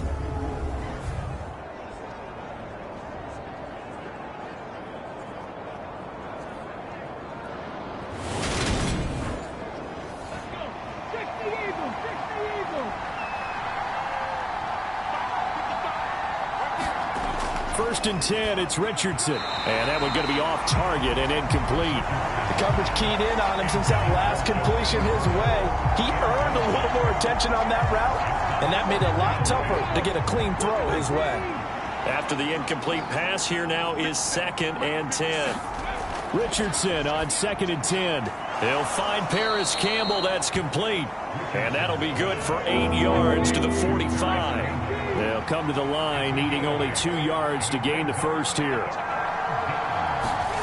Richardson to throw off play action. And the throw there going to be incomplete. Well, they came up with points in their first 2 possessions, but it looks like they'll come up empty here on their 3rd drive. The defense finally starting to get locked into them a little bit.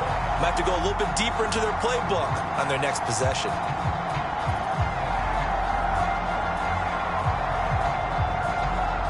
To punt on 4th down, here's Rigoberto Sanchez. First kick, 47. This one looks good as well. And a great job here. This is going to turn out to be a beauty. This is marked down at about the 3-yard line. That punt was near perfection as it checked up inside the 5-yard line. You never know where these things are going to go, do you? No, what was it? You got a John Heisman quote about that, right? Yeah, he said the football is roughly a prolate spheroid, which means it's going to bounce funny, and you never know where it's going to end up.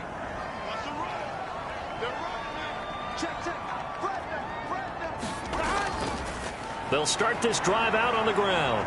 And able to use the stiff arm to gain leverage initially, but not much room thereafter. The first down run got 5. Here's 2nd and 5. Now Burrow. And he'll just get rid of him. To this point, I've been impressed with the work defensively. They have not allowed a lot of receivers to run free. And there's another example, another incompletion.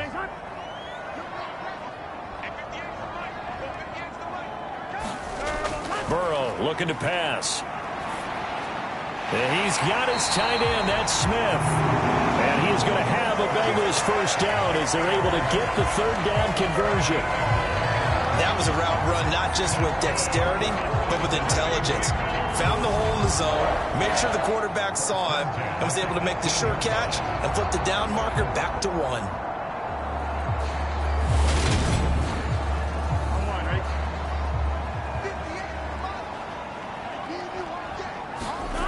Throwing now, Burrow on 1st down.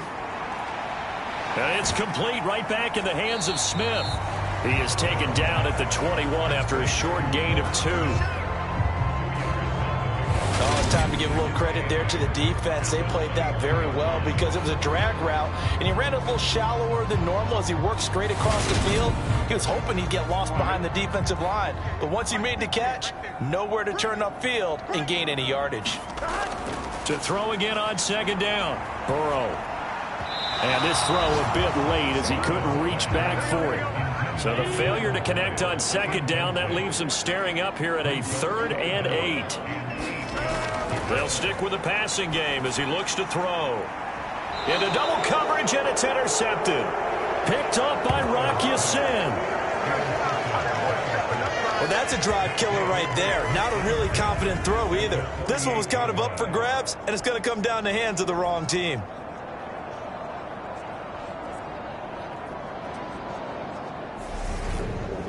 Here comes the Indianapolis offense now as they get set to take over. As we eke closer and closer to intermission, Charles, remember last time out they punted. They would love to get points here, especially if this is going to be their final possession of the first half. Yeah, and this is what close games feel like because the pressure is on both sides, but sometimes the pressure is a little bit higher on the team with the slight edge because they're trying to hold on to that, trying to increase it. Let's see how this one continues.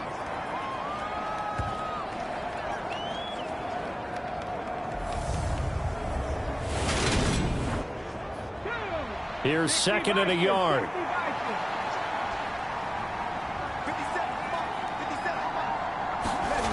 Second down, here's Richardson. And he will slide to a stop. He does have the first down. From the 32 now, here's 1st and 10. 1st and 10, here's Richardson with it. And he's brought down inside the 20 at the 18-yard line. No shortage of impressive moments from him thus far. Now he's halfway to the century mark, and we're still in the first half. There's been no answer for his running ability so far by the defense. I can't wait to see what adjustments they'll have to make during the halftime break.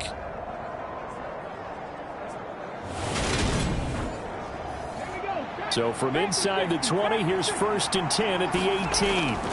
From the red zone now, they'll look to throw. And he can't find a receiver, and he's brought down.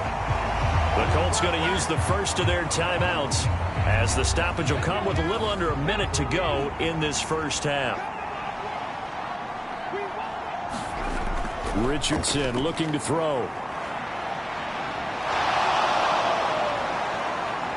And he's going to be brought down at about the 16. Now another timeout called for by the offense as they get the stoppage with just under 50 seconds remaining in half number one. Now it's Richardson. Out to his left. And he slides and covers up at the end as he's going to be able to pick up decent yardage. Now the defense going to use the first of their timeouts as they'll stop it with just over 40 seconds to go in the first half. And Gay knocks this one through, and they will stretch their lead to 10 now at 13-3.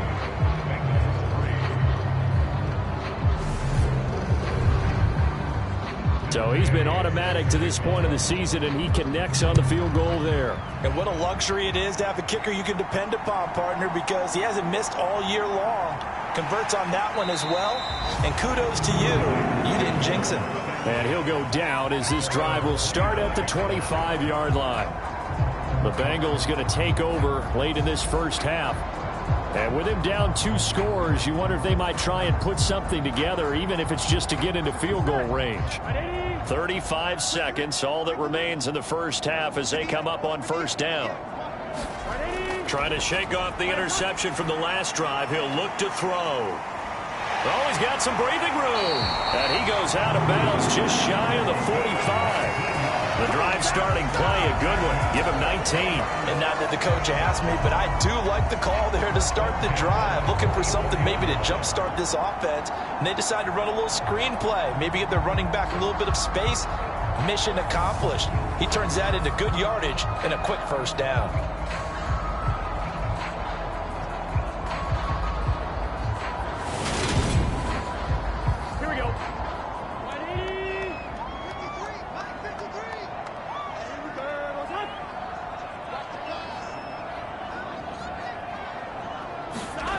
Out of the gun, it's Burrow. Oh, he put it on the carpet, a fumble. And the Colts pick it up.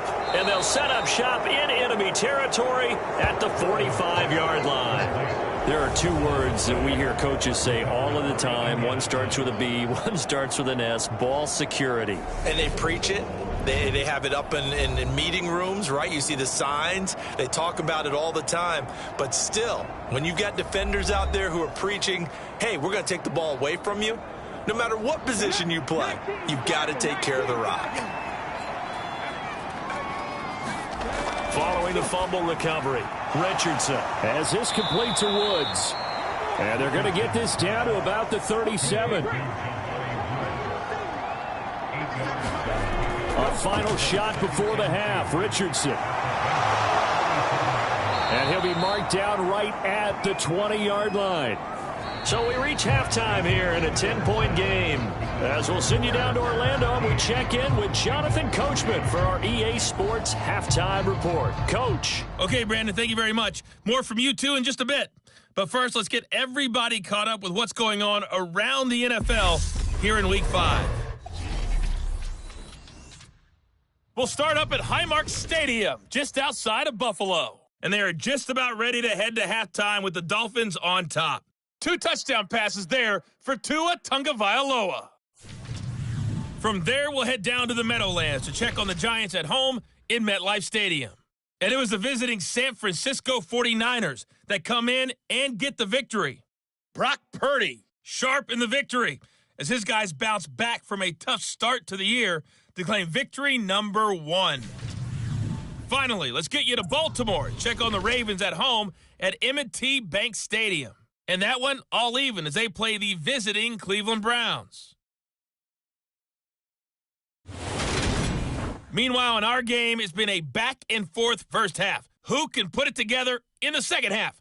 For the answer, we turn it back over to our broadcast team of Brandon Godden and Charles Davis. All right, Coach, thank you very much as we welcome you back for quarter number 3. Second half ready to get underway. The Colts with a lead, and they will receive the football. And the half will begin with a touchback. Out come the Colts. They'll have it first here to start quarter number 3. But Charles, for them, pretty good first half on the ground. They had some success running the ball in quarters 1 and 2, and they've got the lead. Now a chance to expand upon that lead here with their first drive in the third quarter. Yeah, and believe it or not, you and I have noticed that this great game of football has shifted towards pass first, run second. So for me, it's really nice to see some of these teams keeping the ground game as a big component of their offense, and it's working pretty well for them now. And let's face it, they can continue to do damage with it. And in addition, it sets up the pass game really well for them, too.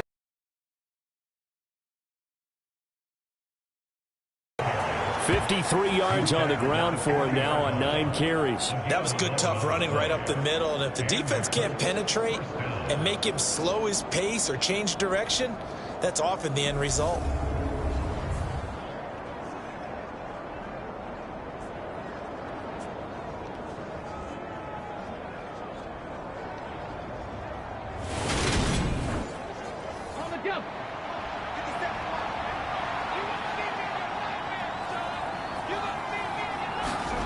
First and 10, Richardson looks to throw it.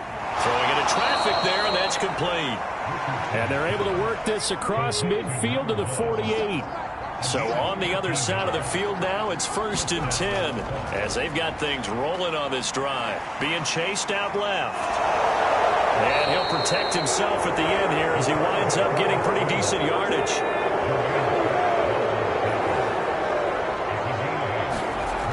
Now Richardson back to throw it. Hits his target, the tight end, Mo Alley-Cox. And he's got another first down as the tackle's going to be made at the Bengals 30.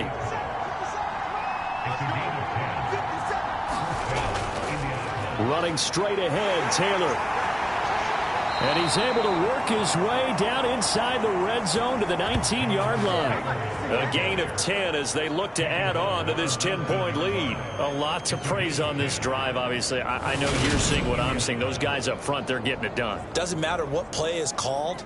They are handling their business at the line of scrimmage and dominating right now on this drive. So here's a first and 10 now down inside the 20. Inside the red zone here. They'll look to throw. And the timing a bit off that time as that one falls to the ground. So now second and 10 after the incompletion on first down.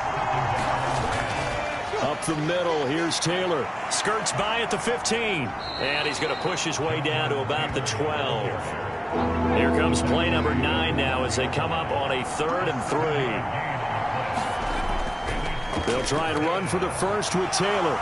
And oh, he's just going to be short here, barely, maybe by a half a foot. It'll be 4th and inches. Well, praise has to go to the guys on the offensive line because they've had a very nice, productive day running the football. How about that poor defensive line? They've been knocked around the entire game, and while they slowed them down on that run, can they continue to do so? Because they haven't had much success throughout this ball game.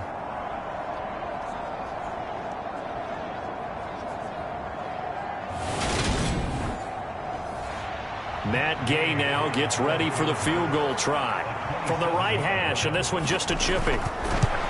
Gay's kick is good, and the lead stretches. 16-3 now.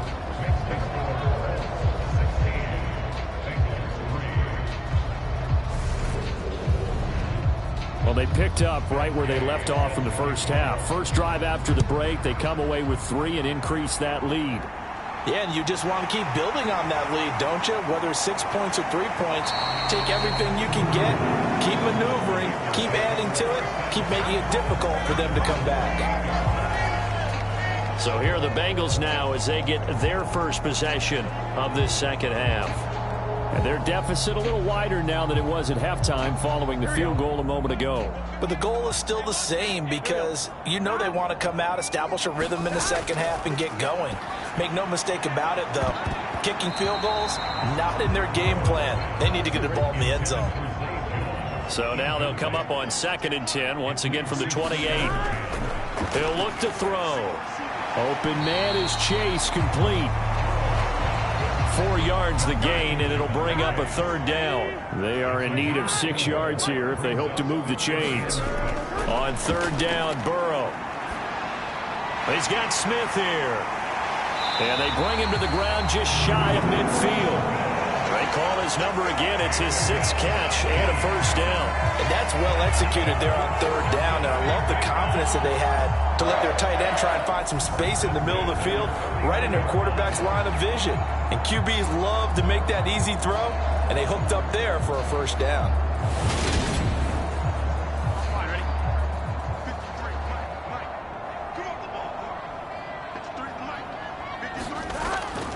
Inside handoff now to Fournette. And just 1 yard here from the 49 to the 50.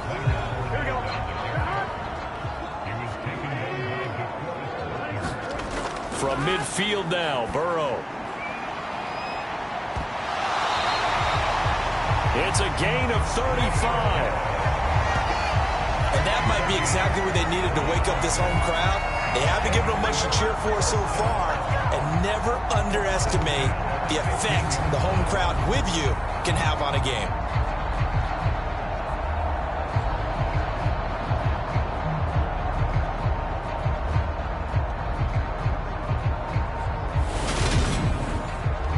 So after the big play, look at this, all the way down at the 15 now on 1st and 10.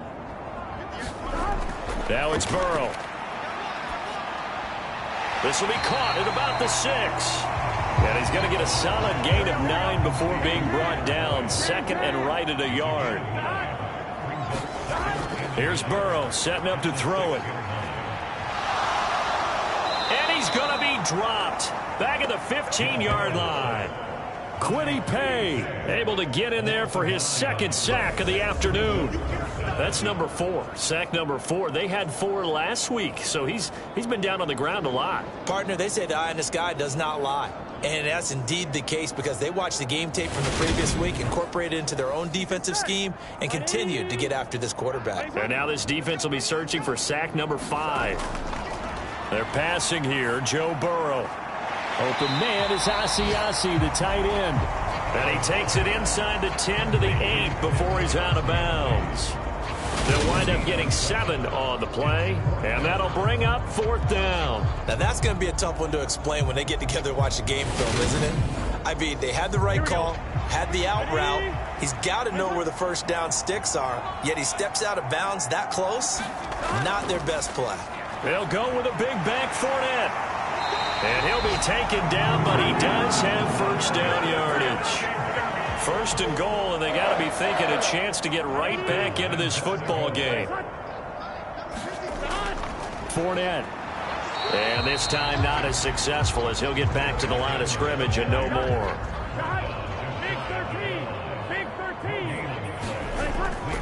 They'll try to punch it in with Fournette. And he takes it into the end zone. Touchdown, Bengals. Leonard Fournette with his 4th rushing touchdown on the year. And the Bengals have cut it back within a score. So a strong drive here to lead off this 3rd quarter and gets them right back in this football game. And I think we can safely call that a statement drive because they had to be saying, we didn't put our best foot forward in the 1st half, but we certainly mean business now. Maybe a better term, a prove-it drive. They proved it to themselves that they were ready to go.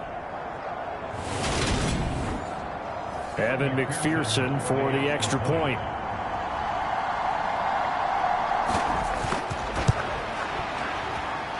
And it's up. This is good, and it makes it a 16-10 game now.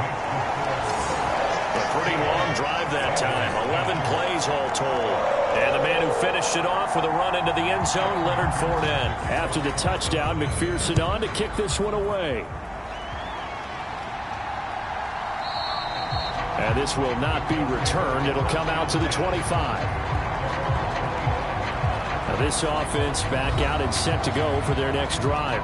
Still enjoying the lead here in the 3rd quarter despite their defense giving up that last touchdown. Now they'll see if they can get the equalizer here on this drive.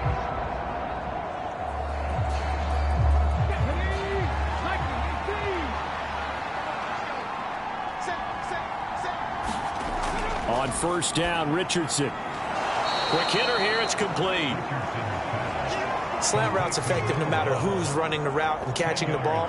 But when you have a receiver of that stature, you have to be a little bit more precise throwing it. You don't have the same catch radius with the bigger targets. On second down, there's the option going left. And he'll be brought down right around the 37. Line of scrimmage, the 37 on 1st and 10. Richardson looking to throw this.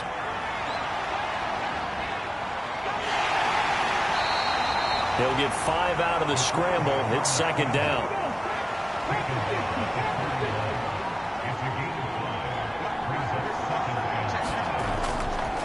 Now a handoff. Taylor with it. Still a couple yards short of the first as the 3-yard gain brings up a third down. They go to the ground again with Taylor. And he gets it down to the 48, enough for the first. 83 yards for him on the ground now as he has been terrific here this afternoon. Well, someone's been having a good game so far, and you know something? A lot of it's been power running. They decided to turn him loose again on 3rd down, didn't they? They did indeed. He delivered the tough yards.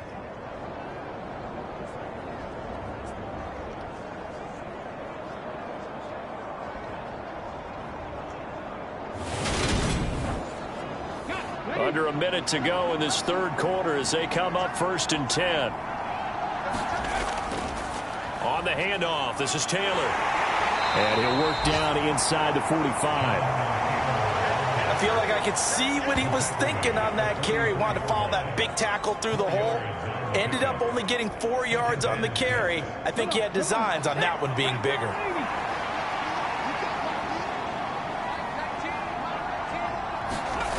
Play action. Now Richardson. Rolling to his right. And Richardson slides down after evading the defense, and he moves the chains. Good coverage downfield led to him taking off, picking up the first down on a 13-yard run. 1st and 10, Taylor now. Uses the stiff arm. He's going to be out of bounds on what's going to wind up being the final play of quarter number 3. 3 quarters in the books. We'll return with more after this break. You're watching the NFL on EA Sports. So from inside the 20, here's 1st and 10 at the 18. And they'll go to the air now with Richardson. Now the pressure gets there, and he goes down just inside the 20 at the 19. And now after that sack, we'll pause here a moment because someone was shaken up on that play. Well, now they're going to come out and take a look at this injury, and we'll be back in a moment. After the sack, here's 2nd and 11.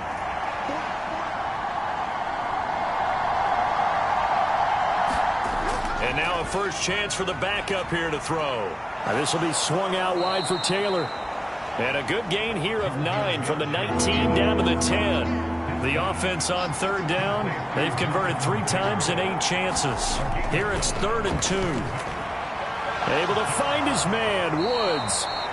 And the Colts are going to have 1st and goal coming up as they're able to convert there on 3rd and 2. He's been the go-to guy. They needed a big play there on 3rd down. Went his way. It worked out. Doesn't matter whether they've scouted it or that they think he's going to get the ball. He has a knack for finding his way open and completing the connection.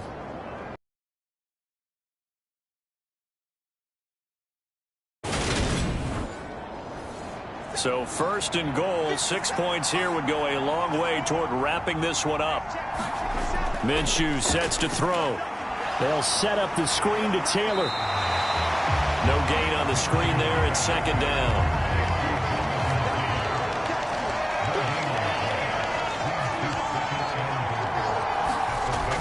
Now Minshew.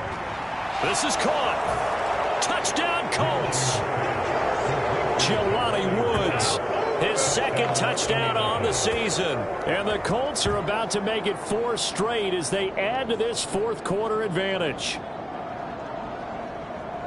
Well, that's just how they drew it up, CD. His first read was there, got it to him quickly and into the end zone. Absolutely excellent execution by all involved. And the coordinator, gotta give him credit, found the perfect play call. Quarterback let it fly as soon as the target came free, and his guy made a nice catch. Just how you draw it up in practice and then execute it in the game. And Minshew will throw for it. Steps away to his left. And he takes a shot on the release as this will be incomplete. I don't know about you, but I can't wait for a few years of two-point tries and see what the data tells us, because a lot of teams want to throw the ball in this situation. This time, unsuccessfully. I just wonder if maybe running the ball might be the way to go. With it moved up from the 3 to the 2, you would think maybe a few more attempts at running. I think stats over time may bear out that running the ball will at least be the equal of throwing it in that situation. And he's able to get this across the 20, but not by much, as he's marked down officially at the 21. Cincinnati now ready to take the field. Well, that last touchdown we just saw, what an important one. Now it's back to a 2-score deficit for this crew as they take the field here, and they are in desperate need of finding the end zone. They will throw on first down with Burrow. It's caught. Smith. So give him 5 yards there on the pitch and catch, and that will bring up second down.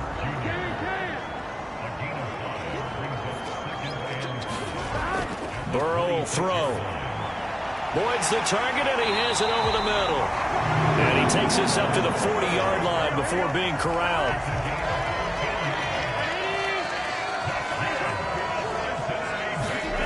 On 1st and 10, Joe Burrow. It's complete to Brown, right side. And the stiff arm proved fruitful for a second, but the daylight quickly snuffed out.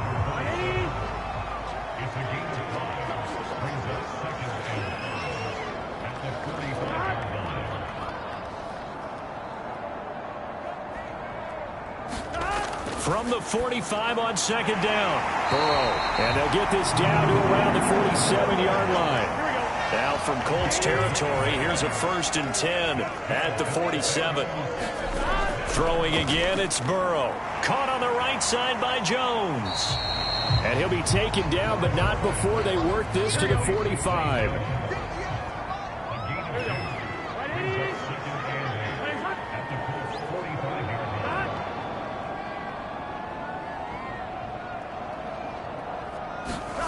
From the 45 on second down, Burrow. And that throw behind his man. He missed him. Incomplete. And the line to gain here is the 37 on third down. Here's Burrow. Looking left side, and he's got a man. That's Smith. And they'll get him to the ground. He has another first down at the Colts' 32-yard line. The Bengals passing game finding a rhythm. They've got another first. Good yardage on the completion there. And when they look at the scoreboard, they do understand a field goal is not going to do them any good. My guess, they're going to press the ball downfield as far as possible, try and throw it into the end zone and get a score, because they know they've got to get that done and get the ball back as quickly as possible. First down. Here's Burrow. Firing quickly here, and that's complete. And he is going to lose yardage here.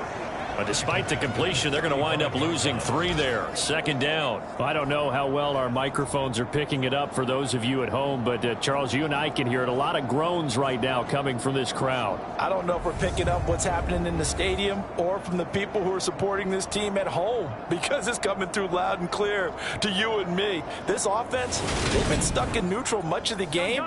And on that last play, they actually went in reverse. I think this crowd would have liked neutral, don't you? Yeah, neutral would have strongly been preferred. They'll take anything positive at this point. Quick throw, knocked away, and incomplete. An incomplete pass on that last play, and that means they'll need to come up with something here on third down. And Burrow going to throw again. And he comes back with one complete. And they will rally and stop him short of the first down.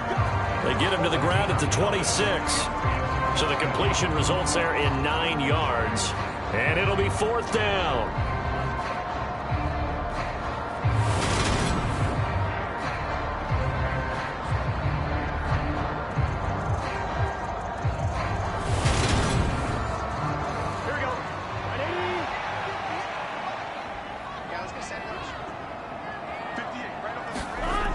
try and throw for it with Burrow. Over the middle, it's complete. And they do get him down, but not before he's able to slip it inside the 5-yard line.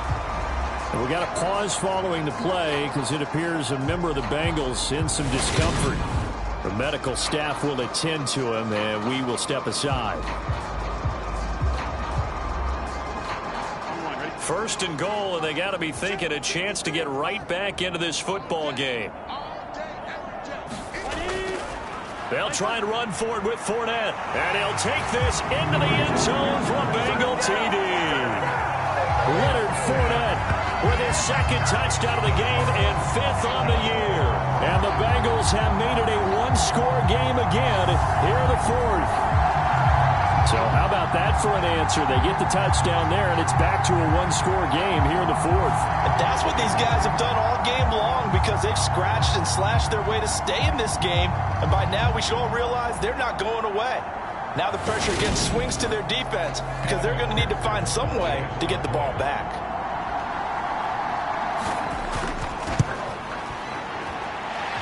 Extra point by McPherson, up and good. And now things get a bit more interesting here in this 4th quarter.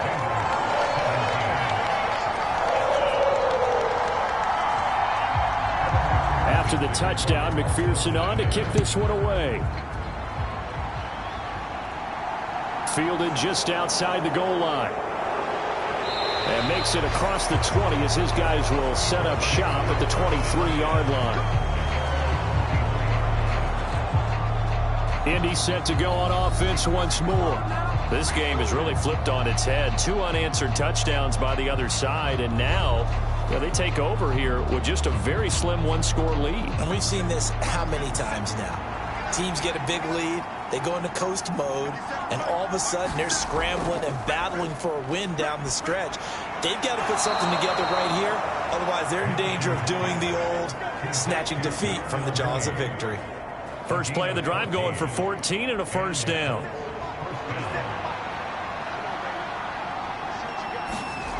Here's Minshew. They'll get that one to Taylor complete. And they'll get him down on the other side of midfield. I have to tell you, Brandon, I feel like a coach right now because I'm wondering why the angle route continues to be so effective when as an inside linebacker, you're always taught don't let someone cross your face. If they want to go outside, it's okay. But they make that outside fake, cut back inside, off into great success.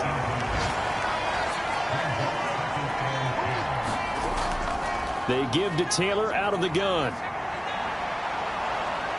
And he'll go out of bounds right around the 40. 109 yards rushing for him now as he has been tremendous all day long. Well, partner, I know this type of running back. I mean, this size, this intensity usually gets better as the game goes on. I can just tell you from experience, the first few quarters, oh, you're eager. You come running up there, I'm going to tackle this guy. By the 4th quarter, you're coming up and thinking about it. And D-line wearing down 4th quarter. Yeah, that's not a guy they want to see consistently. It's an 8-yard pickup and leads to a new set of downs. Well, that's a carry they have to be satisfied with. And throughout this game, they've been satisfied with what he's given them. Whenever they've needed a big run, a first down, he's the guy they've turned to. And it doesn't matter what the defense thinks. They feel like they've got the confidence to keep handing it to him and keep picking up good yardage. So they'll come up 1st and 10 now from the 33. Looking to throw it, Minshew. Then he's got the hook up here. It's Woods. And he's going to get this down near the 25.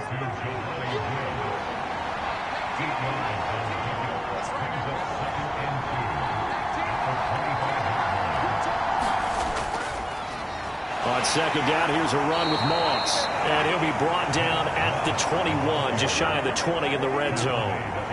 Not totally home free yet, but it's looking good as they come up 1st and 10.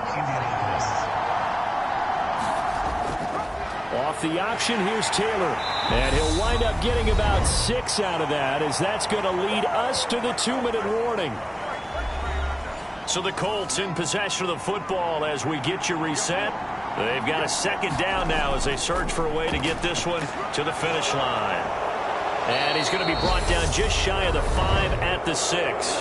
So fresh out of the 2-minute warning, and here's another timeout taken with 1:55 remaining. It's 1st and goal, and a late touchdown at this stage could officially salt this one away.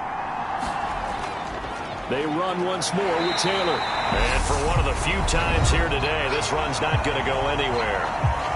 The Bengals going to use the second of their timeouts. That'll leave them with just 1 remaining in this 4th quarter of play. On 2nd down, this is Jackson. And he'll get into the end zone. Touchdown, Indianapolis. His 2nd rushing touchdown of the year and 3rd overall. And the Colts are closing in on a 4-1 start as they extend their 4th quarter lead. What a huge touchdown that was, obviously, here in the late stages of the 4th quarter as they try to put this one away. And, Brandon, when they watch the film after this week, they'll be very proud of every rep if they close this game out. Just a few snaps remaining. They can't relax just yet. Extra point by Gay is up and good. And it gives his guys a 12-point advantage. So that one a long 11-play drive. And it's capped off by a touchdown run of 6 yards. Following the touchdown. This taken in at the goal line. And able to get this across the 20, but not much further as he's dropped at the 23-yard line. So Burrow and the Bengals down by 12. 1:44 to go. Field goals useless at this point. They need 2 touchdowns, and they need them in short order.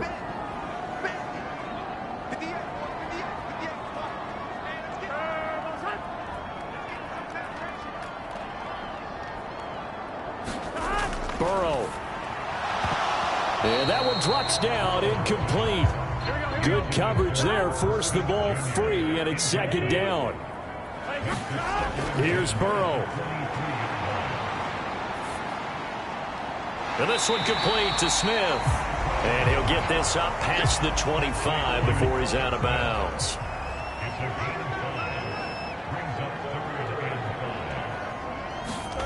Throwing, Burrow. And this is intercepted, and that should do it. Picked up by Rock Ya-Sin. And he will bring it back. An interception return for a Colts TD. So a 4th quarter pick 6 here, and that one might put this game out of reach, CD. I certainly agree with that, partner. And I know one thing, though. That team that just got the pick 6, they're going to keep playing until this one's over. Better be careful. They're looking to get another one.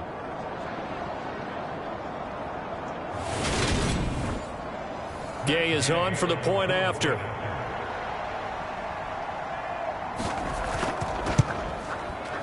And that one makes this a 19-point game. A heck of a play there defensively, getting the interception, navigating his way into the end zone for the touchdown.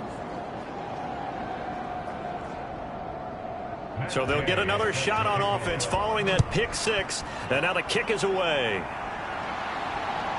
Oh, the return is Jones from the end zone.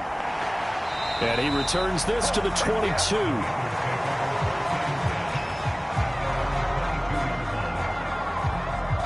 For the Bengals offense getting set and ready to go again here.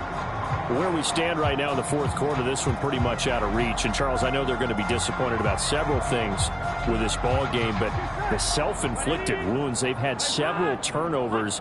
You would have to think that's going to be something they're going to discuss heavily in the film session in the coming days. You're absolutely right about that, partner, because they're going to have to sit in that film room and watch every error that they made and figure out how to not do it in the future. And mentally, I think a lot of the guys are already starting to think about, okay, how do we put this behind us and get better for the next time out? This, they'll use as motivation for the rest of the time that they play to hopefully never be in this type of situation again. From the midfield stripe, they'll look to throw. Oh, this one incomplete. The pressure got to him as he released it. And it's 2nd down. To the air again, Burrow. The Colts are going to get him. Down he goes. Now they got to get to the line quickly. Now on 3rd and long, they'll look to throw. He's got a man. Complete. Now the Bengals going to signal for their 3rd and final timeout, as it'll come with 15 seconds to play in the ball game. Now Burrow on 1st down. Going down the middle, and it's complete. And they work this near the 5. He'll be stopped at the 6. What a performance. All those points put on the board. And, Charles, it wasn't just by the offense. The defense put some points on the board as well. They were solid today. Yeah, it was a complete effort to secure the win, and both sides of the ball made big plays. But how demoralizing is it when the opposing defense can take one all the way back against you? And that was the case here. That really sparked them to victory. So for Indianapolis, they boost their record up to a strong 4-1, and they will head home next week to take on the Pittsburgh Steelers. Meanwhile, for Cincinnati, they drop below 500 to 2-3 with a loss, and they'll get a chance to redeem themselves next week at home against San Francisco. So for our entire crew, alongside Charles Davis, I'm Brandon Gaudin. Thanks for watching, everybody. We'll see you next time.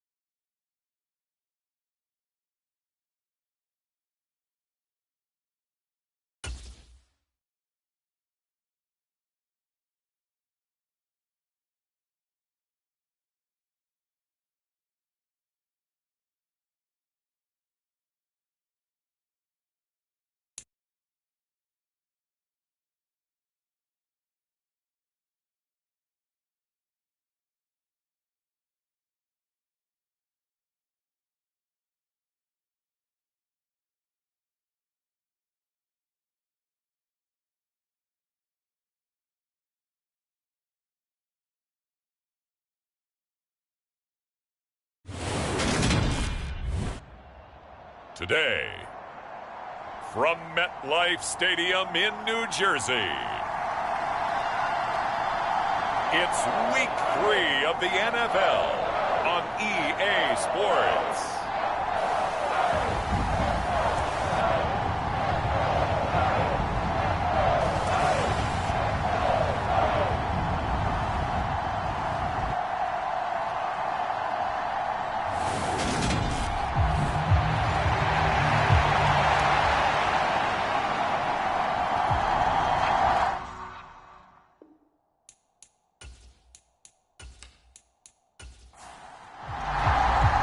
It's the first weekend of autumn, and the NFL is in full swing as off we go on EA Sports.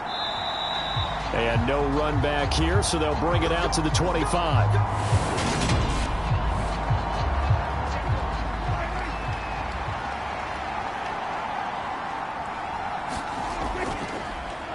They'll run with Pollard to begin the drive.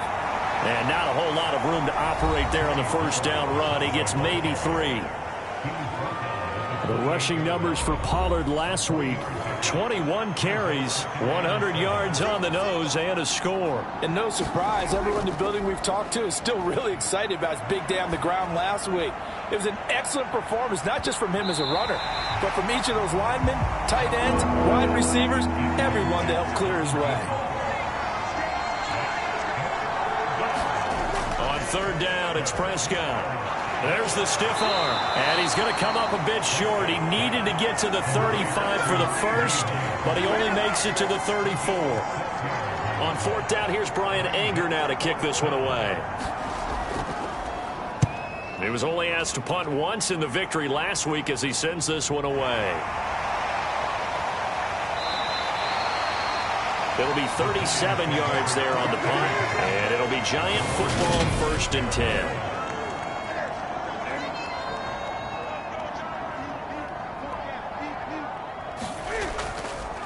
They'll start out on the ground. It's Saquon Barkley, and he can only manage to get a couple. 2nd and 8 coming up. The last run got a couple. Here's 2nd and 8. To throw is Newton. And he fires one that's intercepted.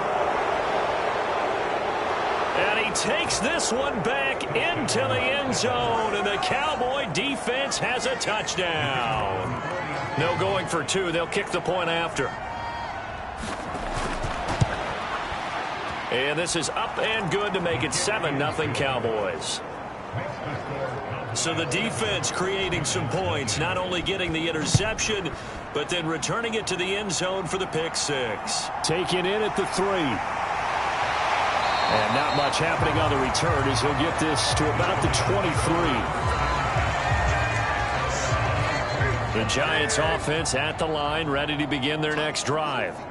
Now, early on, you know, Charles, every game could be called a measuring stick game. But I think when it comes within your division like this, it's a measuring stick game with a little extra intrigue. I would agree with that totally, because all division games have a little extra to them. But I like where this game is situated, because at this stage of the season, it has that little extra juice, but at the same time, it's not a make or break if this were, let's say, week 15, 16, somewhere in that neighborhood.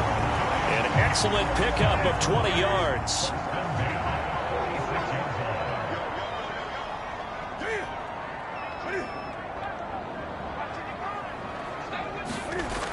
Now a toss right to Barkley. And he'll lose yardage here. Back at the 47. Boy, that is a 7-yard loss. 2nd down now.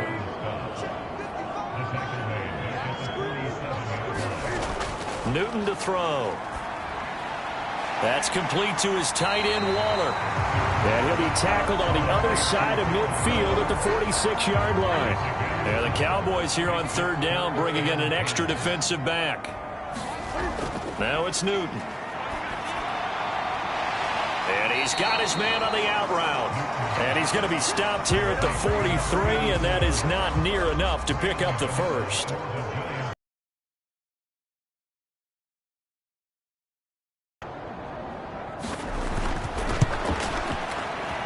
And that one's not going to get there. Not enough juice. An ambitious effort, but it's well short. And this will stay at a 7-point game. I don't care who you are. 60 yards is a very ambitious attempt. Hard to make even in practice in the best of conditions. And now, worst of all, you give the other guys the ball to start their drive at midfield.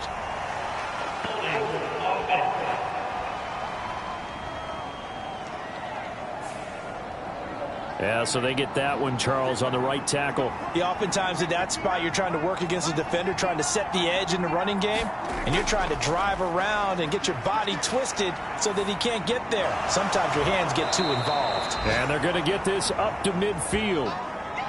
Cool under pressure right there, escaping the pocket and finding what I think was not his primary target. And some of these guys are just so comfortable getting outside of the pocket that they'll do it on purpose. It doesn't even need to be a breakdown.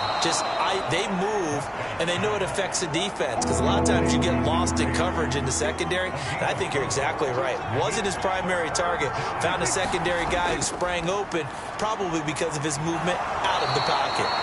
And this will not be enough. On 3rd and 5, he only gets 3. On is the punter, Brian Anger, to kick this one away. And now a low liner. I think he mishit it. And no return here. Where will they spot it? They say just outside the 20-yard line. And New York set to take the field. And they were in field goal range the last time out, but couldn't connect. And it's early in the game, so I don't think that the confidence just goes entirely out of, running your kicker back out there. But let's face it, some coaches have a little bit less patience. Oh, that's into double coverage and intercepted. Picked off by Malik Hooker. And the Cowboys are going to take possession of the football.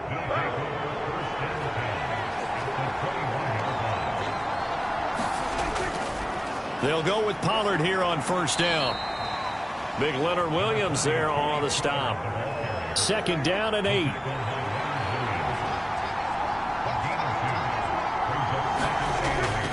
Here's Pollard again. And they'll get him down right around the 16. Call it a gain of a couple, and that's going to leave him with a 3rd and about 5. Here's Prescott. And this ball is caught by Lamb. Touchdown, Dallas. A great effort there. His first touchdown of the new season. And the Cowboys go up by 2 touchdowns. Extra point right down the middle. And that'll make the score 14-0. The drive there only spanning 3 plays. And it's finished off by the touchdown from CeeDee Lamb. This will be fielded inside the 5. And able to take it past the 25 and up to the 28-yard line. The Giants offense at the line, ready to begin their next drive. And for this offense, Charles, you got to think kind of crucial here to put something together on this drive, because remember last time out, they Cam fighting. He lost the football. It's out. It's picked up by the Cowboys. And he will return this one to the 30-yard line. A little careless with the football, and he also had a fumble loss last week, didn't he? He certainly did, and when I'm watching him play, the one thing that comes to mind is always remember, traffic, turbulence, people around you, 2 hands. Get 2 hands on the ball. Grip it tight. I know it looks cool to have it in one hand, but put it away, tuck it away, because you've got to take care of the ball.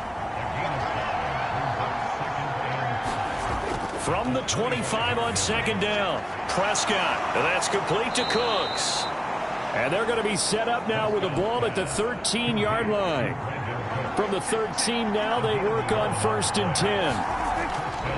Pollard going to try the right side, and he's going to work this one down to about the 5. Give him 9 on the carry that time, and they're set up with a 2nd and 1.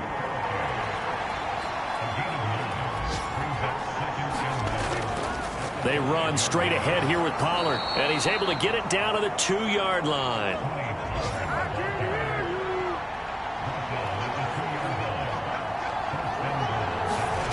Prescott now.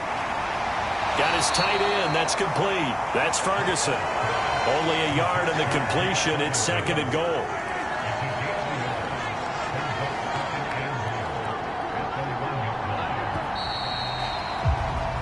$14-0 the score. This is the NFL on EA Sports.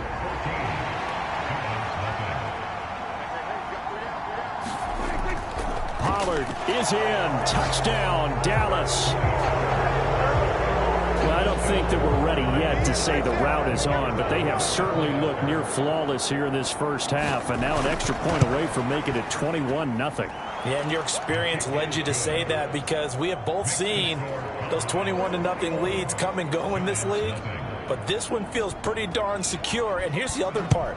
Even when people chip away at it, it forces you into being almost perfect on the other side, doesn't it, in order to try. Now a hit and a loose football. It's picked up by the Cowboys. And he will score. Touchdown, Cowboys. So they get the one-score kickoff, get a fumble, take it right back to the house. 2 quick touchdowns within a matter of about 10 seconds on the game clock. It's like a big 1-2 punch that may lead to a knockout. Point after, right down the middle. And that makes the score 28-0. Taking it about the 1. And up to about the 26-yard line, just across the 25. The Giants offense at the line, ready to begin their next drive. They're sort of seeing themselves spiral out of control. Let's see if they can get things back on track. And this is where the coach is walking that line of being calm and really being firm with his team. I had one tell me once, when we were having a tough patch, this too shall pass, this too shall pass. And if we kept having a rough patch, he said, but you got to do something to make it pass. And that's what they have to do. They've got to get some control back, get themselves reasserted, and calm things down. See if they can get calm and reassert themselves here. Newton on first down. Forced out to his left. He dumps it off to Barkley. And the tackle going to be made at the 38. And I like the idea here. Get the ball in his hands, even if it's in the passing game. 3 catches a week ago, and he does a nice job here to pick up yardage. Cam's throw complete here to Waller. And he's going to have another first down here as the tackle's made at the Cowboys' 29-yard line. On the draw, this is Barkley. And he'll take this ahead for about 4. Second down coming up.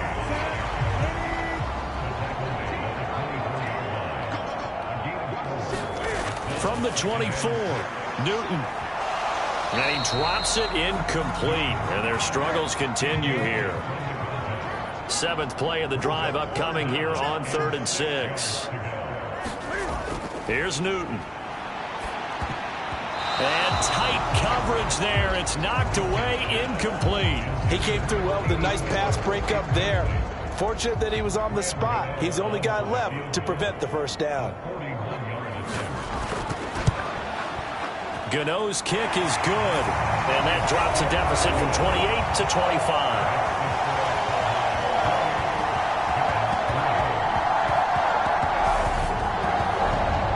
So he missed his first attempt, remember, but this time he gets back on the bike and knocks it home. Yeah, and sometimes that first one can really impact you moving forward. It can just stay with you too long and affect everything else you do during the game. In this case, though, able to shake it off.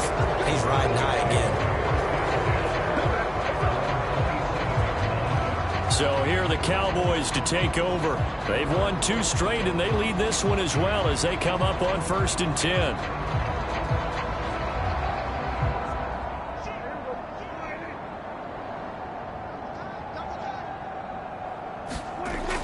So the drive's going to start with Pollard.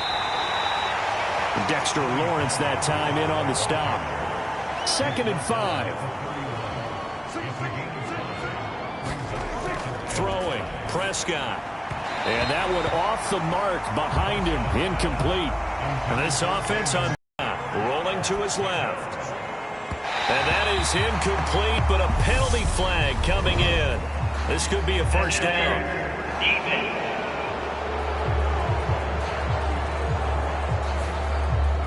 After the penalty, a fresh set of downs. It's 1st and 10. It'll be a handoff to Pollard. And a 5-yard gain gets him to the 42.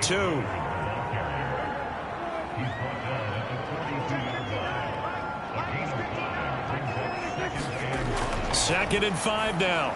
Prescott. He finds his man, complete. It's Ferguson. From the 34 now, here's 1st and 10. Now Prescott. Going right back to Ferguson. And they're going to move it down inside the 25.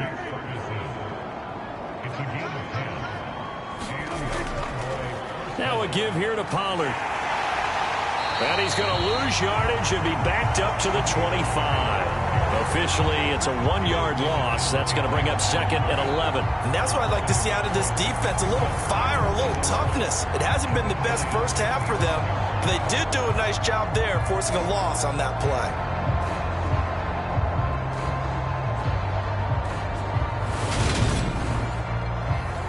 Looking at a 2nd and 11 now after the loss.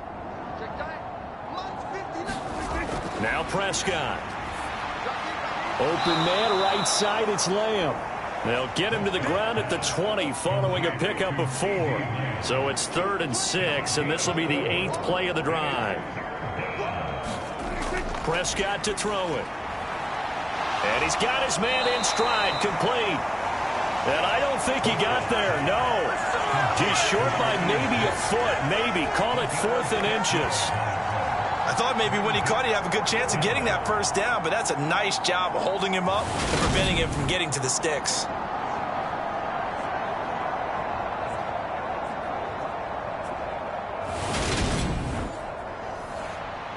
So now on 4th down, Mike McCarthy will turn to his field goal unit.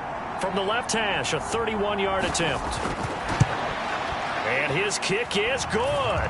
And that will extend their lead even further.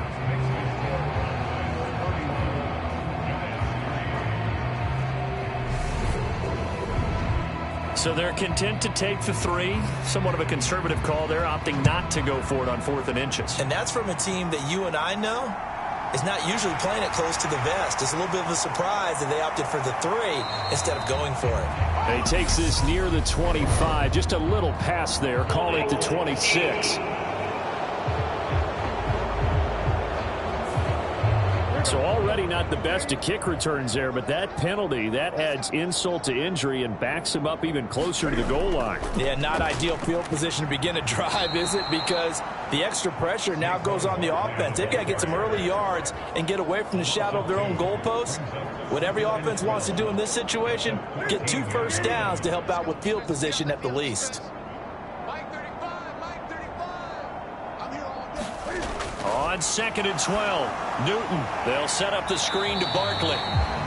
So the screen good for only 2. Now it's 3rd down. Good reactions there defensively. That screen was a little slow in developing, and they shut that one down with little gain. And on 3rd down, the Cowboys bring in an extra defensive back.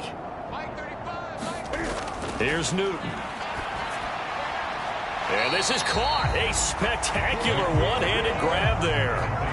It'll be a gain of 5. And that's going to bring up a 4th down.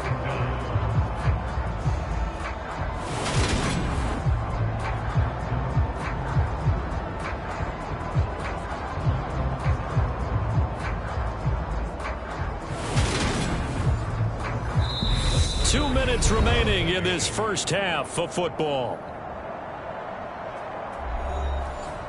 Blake Gillikin on to punt now on 4th down.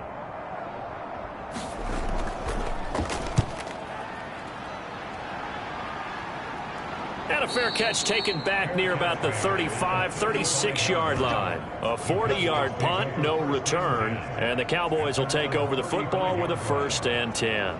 Dallas offense set for this next drive. There's really no reason to change what they've been doing to this point. They've got the lead. They've looked good this first half. I agree with you totally, and a lot of coordinators, play callers feel exactly the same way. Until you stop what I'm doing, why should I make any changes? But there are a few that kind of outguess themselves or try to outguess the opponent, and they try to consider what they would do to take things away and go to those plays right away. It'll be fun to watch when they get to the second half to see which way they go. Yeah, but to this point, it certainly hasn't been broke. We'll see if they try to fix anything. They'll get only 3 there, so it leaves them with a 3rd and 7 ahead.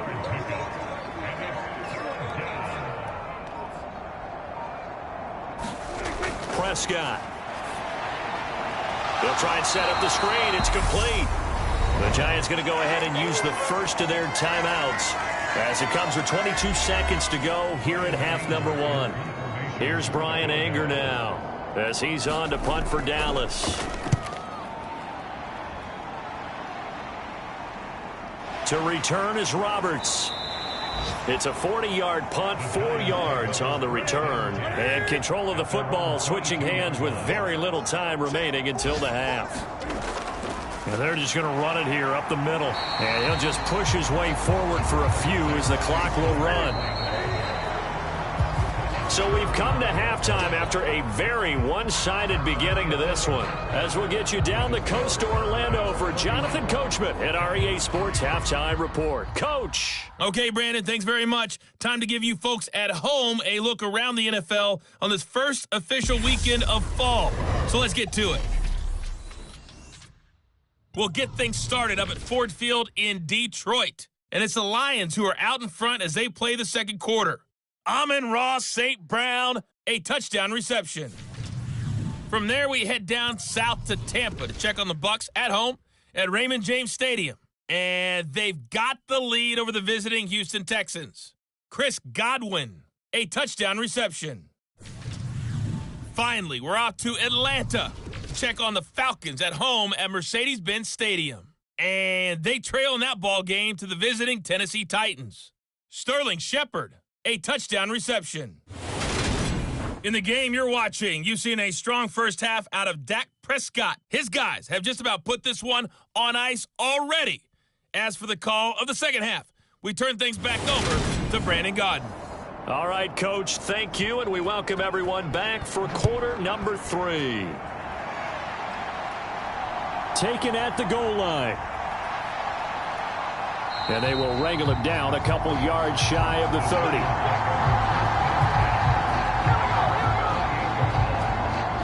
The Giants about set to go to begin this third quarter.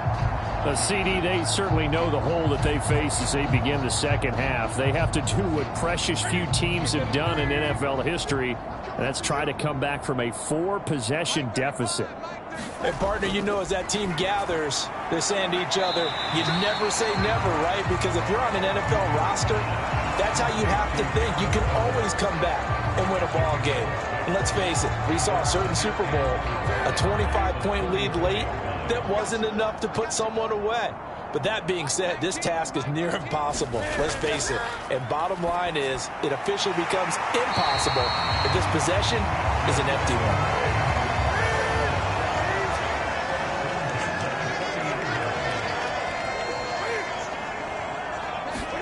There's going to be a jet sweep. Newton bats it forward.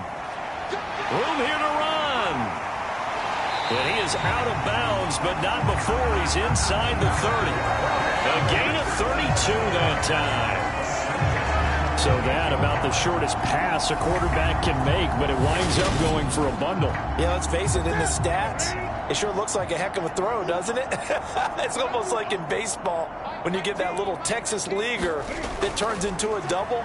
You would think that you hit it off the wall. Big-time play for him on a short little pass. Still 9 yards to go on second down from the 27.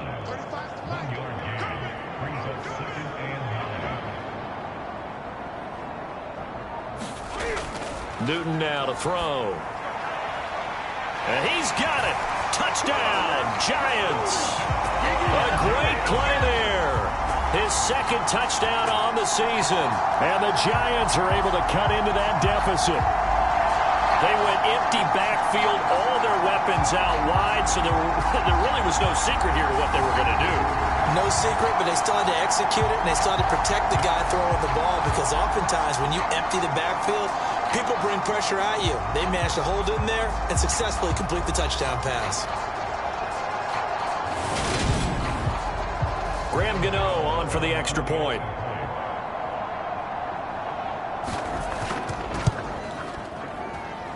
And he puts this one through. It makes our score 31-10. So that drive spanned 5 plays, and it was polished off by a Giants touchdown. Gano now following the touchdown here to kick it away. Taken in at the 3. And beyond the 20, but not by much. In fact, just a yard pass there to the 21. The Cowboys offense now, they head out for their first possession of the second half. And they were terrific in the first half, built up a sizable lead, and it's just been cut into a bit following the opening drive score on the other side. But this is a unit that has to be itching to get the football again. And you can say that again. They've got to be pretty eager because, let's face it, they've had to sit through halftime, then sit on the sidelines and watch that drive. So you can bet that they're saying, let's get on with this. We got to go out there and get some more points. This offensive game plan has just been sensational. I mean, when you think about all the different ways they've gotten their receivers open so far, it's really been impressive. Scheme, design, execution. First down, Prescott. And he can't get away from the pressure. The Giants get there. Justin Houston making his presence felt there in the backfield. It seemed like he kept going through those progressions, and I thought he might dump that underneath, but he couldn't get rid of the football in time. And I have to wonder if he was thinking while he was back there, I wish there were a lot less progressions on this play, just someone that I could dump the ball to and get it out of my hands. Now following the sack, they'll look to make amends on a 2nd down and 17. Looking to throw. Prescott under pressure, and they got to him again.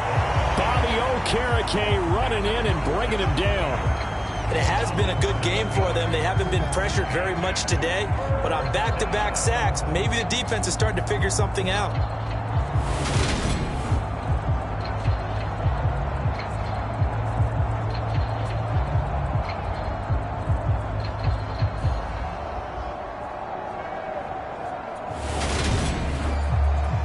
They'll need a big play here. Will Dak and the Cowboys after the sack. It's 3rd and long. To throw is Prescott. Throwing for his running back, and he's got him complete. And he's able to get out to the 32, brought down there. A gain of 9, not enough, and it's 4th down. Brandon, it certainly looked like they had that play defended well, but it still almost worked. Got it to the running back. He wound up getting really good yardage out of it. But it was 3rd and long, and they were able to rally and stop him before he could get to the marker. Here's Brian Anger now, as he'll punt it away for the 4th time today.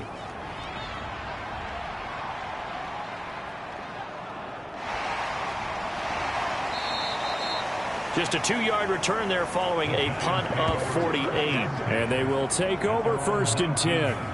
Cam Newton getting ready to go again on offense. And he had the touchdown on the last drive, also 4 for 4. Very, very effective. What does he need to do to translate that forward into this drive?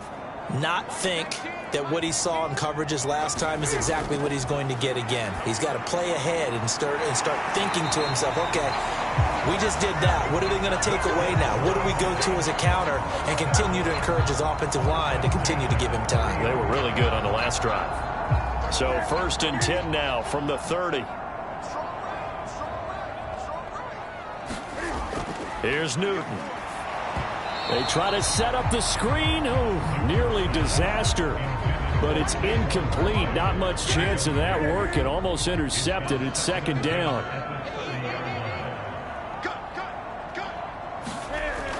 Newton. As this complete to Daniel Bellinger. That'll leave them with a 3rd and 2 coming up. They got 8 yards there.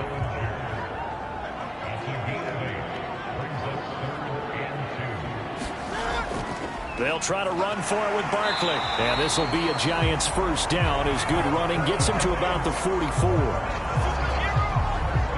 Running lanes were at a premium in the first half, but he's able to find some room there, and he's hoping that that's a precursor of a big second half.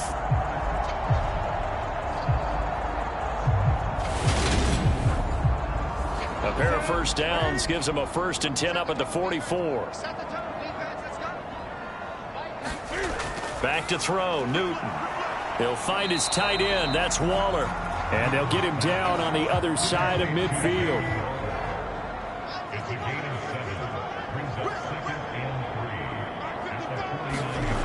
Now a play fake, and it's Newton. All in all, no gain on the play, and it'll bring up 3rd. Trying to keep the drive going here. This is play number 7 on 3rd and 2. Newton now to throw. He'll find Paris Campbell. That's complete. And he's got this down a yard or two shy of the 40 before he's out of bounds. First target, first catch, and a first down. A little football 101 there. You just see the receiver try to run down the defender, meaning he goes right at him and really trying to move him a little bit towards the center of the field so he can put his foot in the ground and break to the out, to the sideline, and make a catch.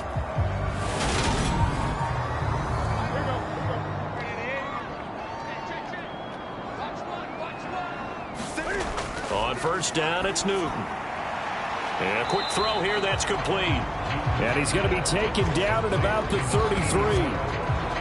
And we've seen him have success earlier on with the ball in his hands because he is a get it in space and make a play kind of a receiver. But that time, they closed on him quickly and held him to a short gain. Looking to throw again on second down. Newton, and that'll be incomplete. Took a pretty good shot as he tried to pull that one in. Couldn't hang on, third down. On 3rd and short, to give to the tight end. And he picks up the first before he's taken down at the 29. 4 yards on the pickup, good enough to extend the drive. Not too many offenses want to turn down long drives, but when you're down what they are, they've got to pay it off with some points.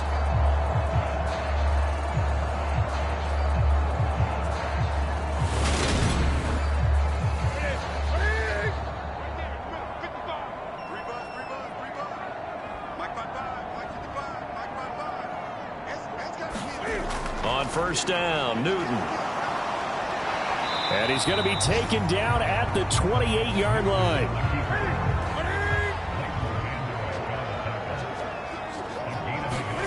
Throwing again on second down. Newton. Quick hitter here, it's complete. And he'll be out of bounds just inside the 25-yard line. This offense in desperate need of a conversion as they come up on 3rd down. From the gun, here's Newton. Able to find Waller, that's complete. And he will have a Giants first down by about a yard as they find a way to convert. Field goals right now, you need touchdowns. So that was a much-needed conversion there on 3rd down.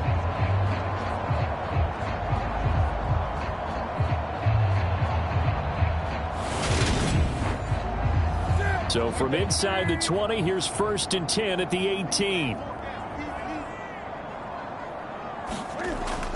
They go back to the ground now with Barkley. And he'll get this one down to about the 17. And as they come to the line, they will not be able to get off another play as time has run out on this 3rd quarter. You're watching the NFL on EA Sports.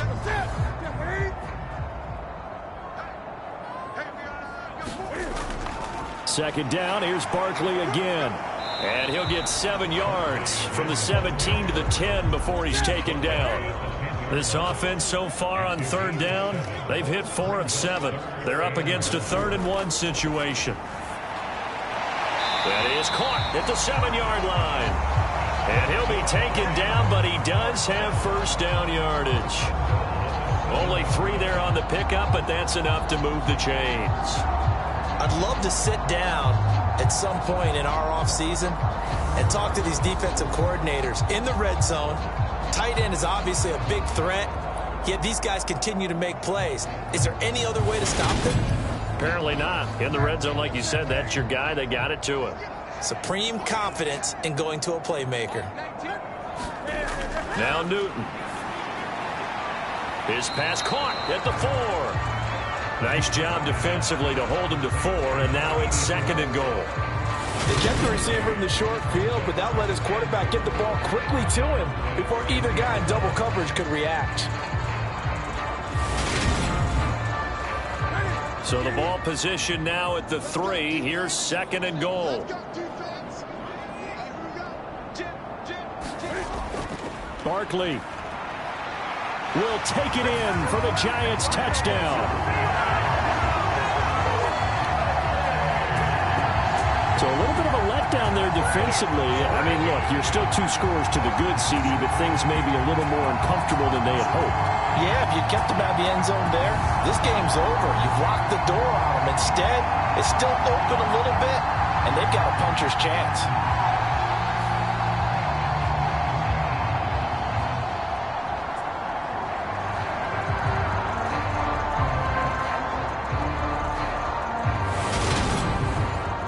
Cano now to add the extra point.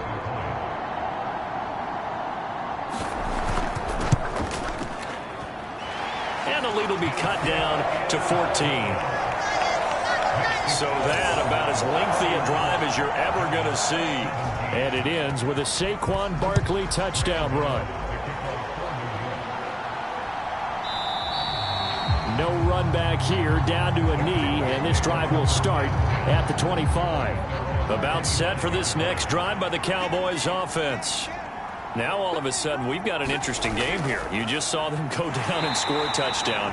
And what was a comfortable lead at halftime, it's down to a 2-score game. And so the obvious thought is they've got to ramp things back up again. Got to get the offense into high gear. But we've seen this before. When you've kind of been in shutdown mode for a while thinking that you're okay, it's hard to mash the gas again and have everything work perfectly. They've got to fashion together a good drive right here and now. Because defensively, got to be feeling confident. They haven't allowed a point this half.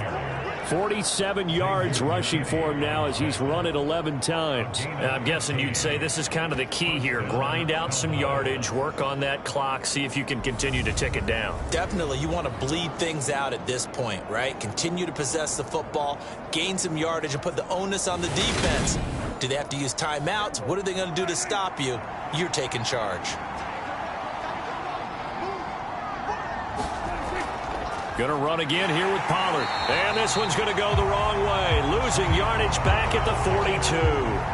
He'll lose a yard there, and it's 2nd and 11. Run blitz there defensively, something we might see more of here in the 4th quarter. I think we'll see a lot of it, and the difference between that and a pass blitz, you're just trying to get to the quarterback. You're trying to scheme someone open who will get to the QB and make sure he gets on the ground. In a run blitz, you're actually trying to cover up gaps, trying to cover up holes so they can't run the football. So after the loss of a yard, they'll look to push forward here on 2nd down and 11. They'll try to throw now. Prescott. He gets it to Cooks.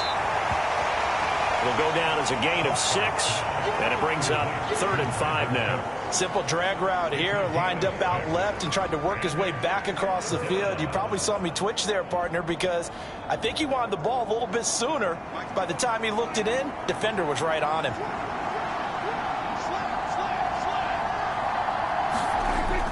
On 3rd down, it's Pollard.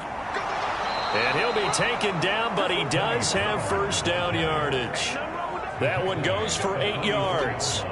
Well, you know me, partner. I never tell them to back off of being aggressive, but sometimes you see the consequences when you're overly aggressive and you don't secure tackles. Guys break through. Trying to sell out to pry that football loose, and just as you said, cost some yardage. Yeah, you got to go get him. Stand him up first before you go for the ball. Don't just go for it initially. A 1st down throw for Prescott.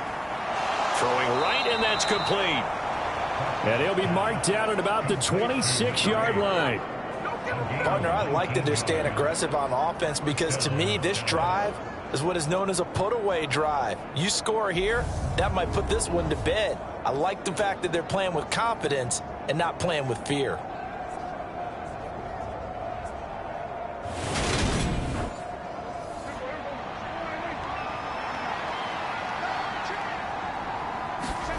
Prescott looks to throw on 1st. Over the middle into traffic, and that's complete. And they're going to get this down inside the 20. To throw again on 2nd down. Prescott. A quick throw there, going to be batted away and incomplete. Here comes play number 9 now as they come up on a 3rd and 3. Trying to run forward with Pollard.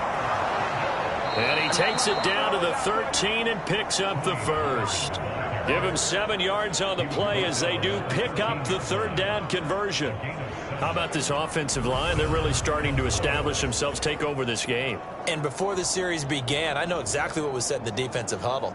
Guys, we got to get no less than a 3 and out. Let's get off the field. Instead, they can't find any traction towards doing that. Right now, they're just getting muscled all over the field and getting pushed down it. From the 13 now, they work on 1st and 10. Prescott from the gun. Got his tight end. That's complete. That's Ferguson. From the 4, this is 2nd down and 1.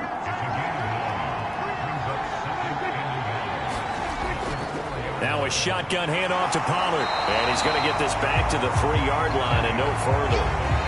They'll look to make it 3 for 3 on 3rd down conversions. They need a yard here. He'll look to throw. And this ball is caught by Lamb. Touchdown, Dallas. A great effort there. With 2 touchdowns on the season, both in this game. And the Cowboys are closing in on a 3rd straight victory to start the campaign. Well, I've heard you use the term put-away drive, and that right there seemed like the definition of a put-away drive. Yeah, it certainly just pops right up out of the book, doesn't it? Because up 2 scores already, just wanted to possess the football, keep converting and picking up 1st downs. And if the drive ends in 3 points, that's terrific. If it ends in a touchdown, fantastic. Extra point splits the uprights, and the lead now to 3 touchdowns at 21. That one in the books as a 12-play drive. And it's finished off by the touchdown from CeeDee Lamb. Set now to kick this one away, and off it goes. From the 6. And he's up across the 25 and down at the 28.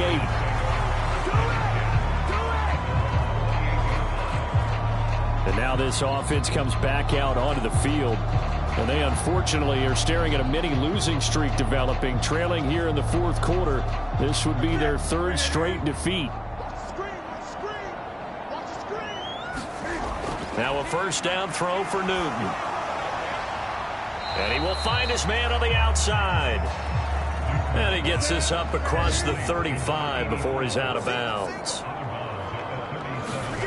Looking to throw again on 2nd down. Newton, wide open receiver, complete. And they'll get this down to around the 47-yard line. Well, I can put my defensive cap on right now, and I know they're saying don't give up any big plays now. They've controlled this game throughout, and all they want to do is see it through to the end. I think they let their guard down a little bit with that last completion. Sometimes when you're trying not to give up bigger plays, you don't react as fast as you should on other throws. Back-to-back good plays have them on the move on 1st down. Throwing is Newton.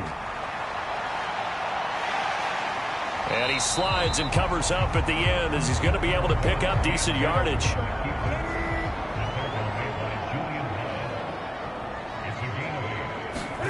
Throwing again on 2nd down. Newton, throw knocked away. It's incomplete. The Giants on 3rd down. They've had good success, 5 for 8 to this point. This time they face a 3rd and 2. Now Newton. Out route pass complete to Bellinger. And he gets it down a yard or 2 shy of the 30 before he's out of bounds. Now Newton on 1st down. And he is going to be taken down. They got him. As that is going to take us to the 2-minute warning. So it's Giants football here as we welcome you back. Don't need it all back at once, but you figure they're going to need something here. 17 yards to go on 2nd down. Now a throw here, hauled in. And he's going to be marked down just inside the 35. They're going to need to get up and set in a hurry. A high throw there as this is knocked away, down to the ground and incomplete. At this point, down big, you'd have to imagine this defense are just going to sit back, blanket the field as best they can. Yeah, this is actually the easy part of the game for them because, just as you noted, they can sit back, keep everything in front of them. But they've blanketed the field the entire game using a variety of coverages. Desperation time. Newton, 4th down. Got an open man. That's Campbell. Touchdown, Giants. Paris Campbell, 34 yards. And the Giants have got it back to a 2-score game here in the 4th. I'm not sure win-win is the proper term here, but it certainly felt like it. They got the touchdown they needed, but if I'm on the defensive side of the ball, okay, you got the touchdown, but it sure took you a long time. Yeah, because offensively, though, You're exactly right, and if you have that 1 to 5 play drive, you actually build up momentum and even more hope. When they had to slog their way downfield, they got the touchdown, but it's almost like, yeah, you know, doesn't feel right. Exactly. extra point try good by Gano, and the lead will be cut down to 14. And the Cowboys are able to recover. They knew they needed a miracle. They had to have that onside kick. They didn't get it. Well, as we knew, even before they put the toe to the leather on that one, their chances of getting that done, slim and none. And I do believe we saw Slim just leave the door, didn't we? We did indeed. I think we're down to none. And now Dallas gets set to take the field. Now they are really in the driver's seat here, enjoying this lead late in the fourth quarter. The defense does have all 3 timeouts, but at this point, doesn't look like it's going to matter much. And a good push up front, and he's able to navigate his way down inside the 30. The Giants going to go ahead and use the first of their timeouts, as they'll get it with just under 90 seconds remaining. First down, and it's Pollard again. And he went backwards. He'll be down at the 30. Now a second timeout called for by the defense, as they'll head to the sideline and talk over what to do next. On second down, it's Pollard. And he'll fight forward maybe to the line of scrimmage, but that's all. Now the defense will burn their third and final timeout, as they'll head to the sideline and talk over what to do next. On third down, it's Prescott. Oh, it's a screen pass. That's complete. And he's going to be taken down right at the line. Good contain, no gain on the screen, and it'll bring up fourth down. You know, in boxing, they throw in the towel. In this case, you just kind of wave the white flag, and you think to yourself, if he could just get past that initial wave, he's got a chance to get free. But that screen, it was going nowhere from the start. It forces a fourth down. So now on fourth down, Mike McCarthy will turn to his field goal unit. This to make it a 3-score game late. And this one is right down the middle, and that will extend their lead even further.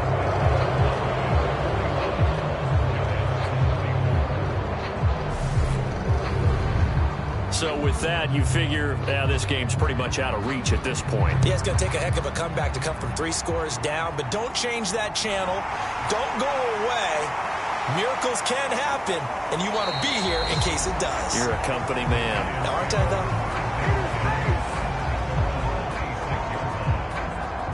New York's offense back out there and set to go. Well, we said it at halftime that they would need a nearly perfect second half to erase that deficit that they were facing, CD, but unfortunately, the second half has pretty much been a carbon copy of the first. Yeah, that early lead was almost insurmountable the way their opponent was playing. And, partner, they do have some good news, though. This one is getting close to being over, and they can try and hit the reset button starting tomorrow. To throw again on second down, Newton. And that'll be off the mark, too far out in front, and it's incomplete. They don't get the hook up there, but you really have to marvel at how precise he's been throwing the football these last couple weeks. Oh, that's the perfect word for it, precise, because if you're at 70% or better 2 weeks in a row. And look at this. Cam Newton intercepted a third time. Picked by Julian Love. And the Cowboys are going to take possession of the football. With the points that we've seen scored, neither defense has been at their best, but these guys, they've been a little bit better, Charles, and a nice interception there. Yeah, you're right about that, Brandon. Let's face it. It's not always how you start, it's how you finish, right? So maybe you have a rough game all the way along, but if you make a big play like that at the right time, it can make everything turn out just okay.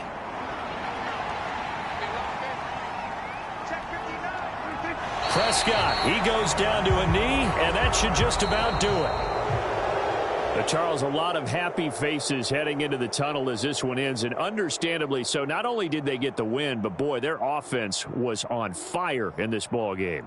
And, partner, I have no idea what the top speed is on one of those high-end sports cars. What's the top gear you can get into? This offense, They certainly were there in this one, huh? Everything clicking for them in this contest, the kind of performance that they're going to cherish. So for Dallas, it's an ideal start as they move to 3-0 now on the young season. And they'll return home next week to take on the Miami Dolphins. Meanwhile, for the Giants, the early struggles continue as they'll sink to 0-3. And they'll get a chance to redeem themselves next week at home against San Francisco. I'm Brandon Gaudin. Certainly have to thank Charles Davis, my broadcast partner, and our entire crew. We'll catch you next time right here. It's the NFL on EA Sports.